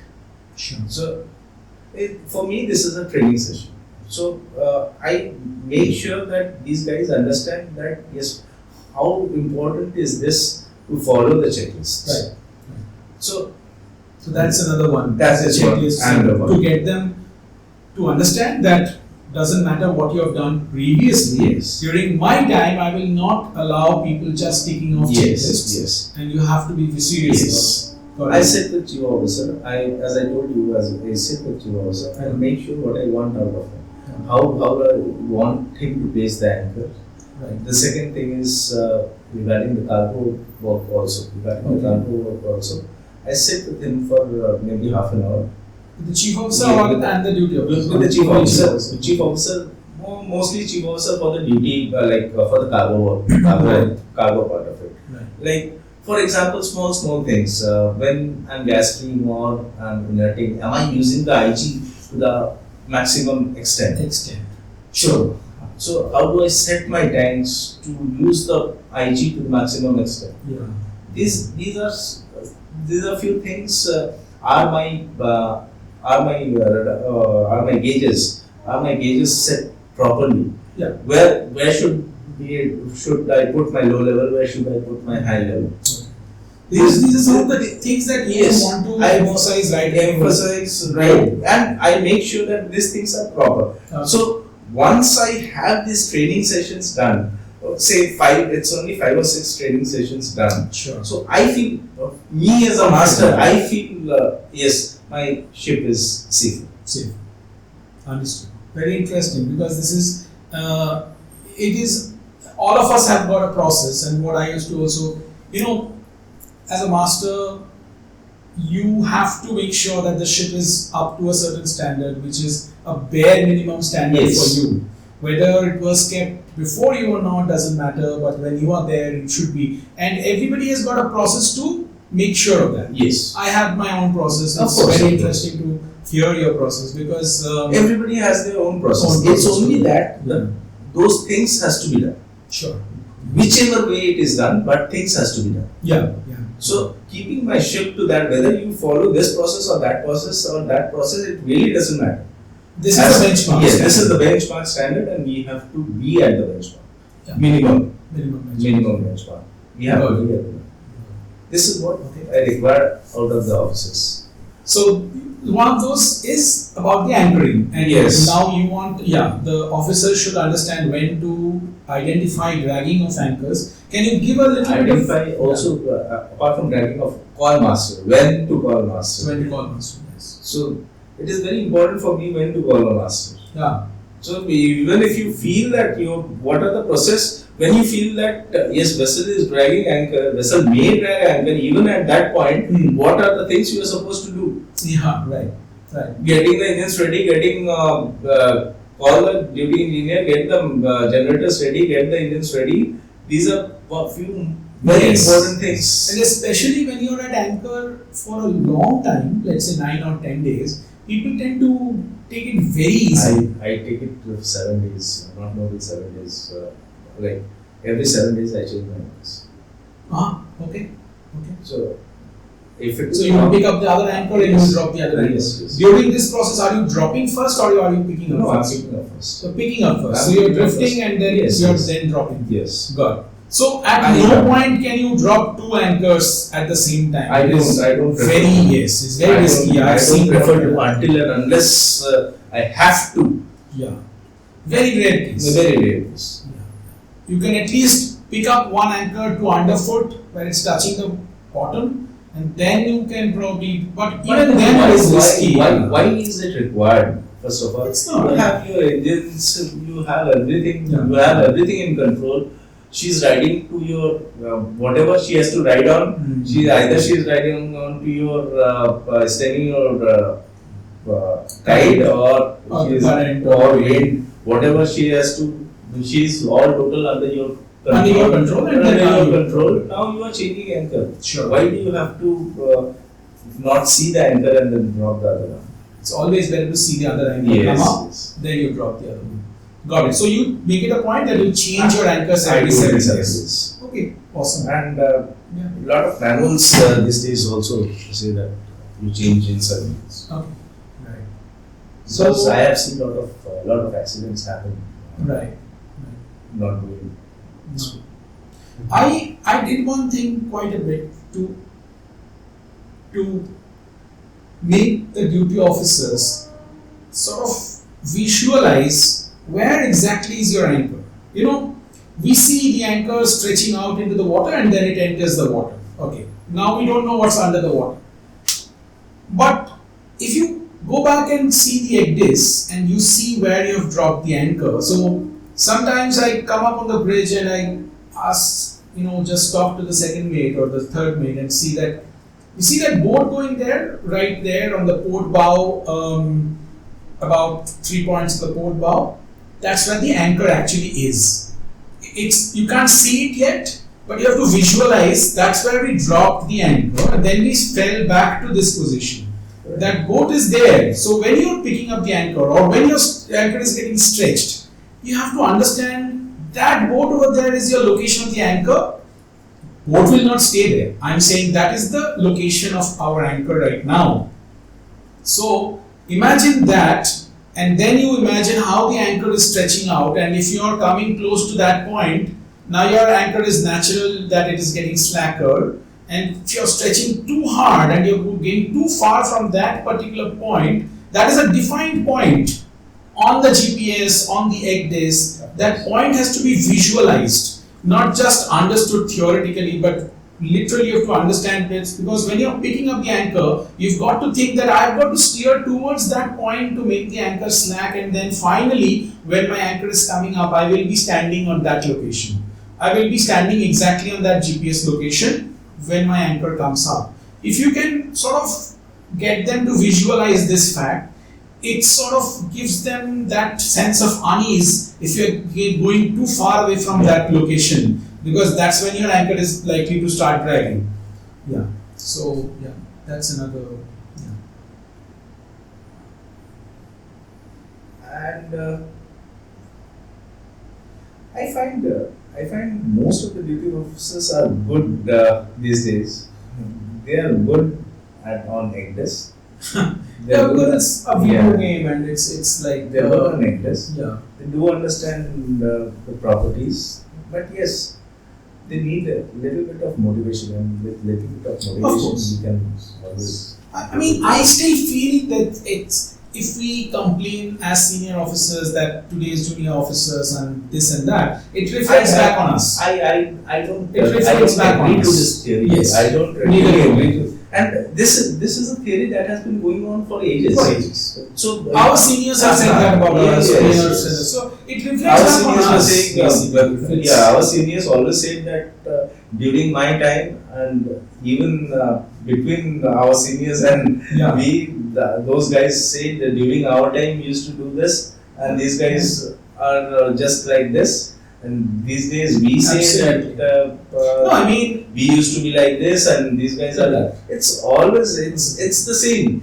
The same guy who comes up as master after 6 or 7 years or 8 years, they will say that these days. Correct. Guys are. So I don't. it's a never-ending circle. Yeah, it only depends on the attitude of the guy, Yes. the attitude of the guy, how well he is able to take things, how professional he is, how much pride he takes it. And also the mentorship that we as seniors give them, the pride that we instill in them, and it can, your attitude on a single ship can change a lot for the persons you're sailing with. If you're sailing with a confident master, with an authoritative master, at the same time with a person who's like what you are saying, that you do this kind of mentorship on board and you teach people. I find that grossly lacking nowadays, and not just nowadays, I think it was always lacking even before. For every good mentor we had in our career, we also remember a number of masters who were not good mentors, who were, literally they did not care about what all this, we take so much of, what we were discussing, Yes. we think about whether we are in control, whether we are aware of all that is happening on board, whether it's during a Singapore Strait transit or during a navigation or during a port arrival. I've seen many masters have, they are oblivious, but they get lucky in a lot of cases, and even when they are not lucky, they might not end up in a disastrous situation, which is why.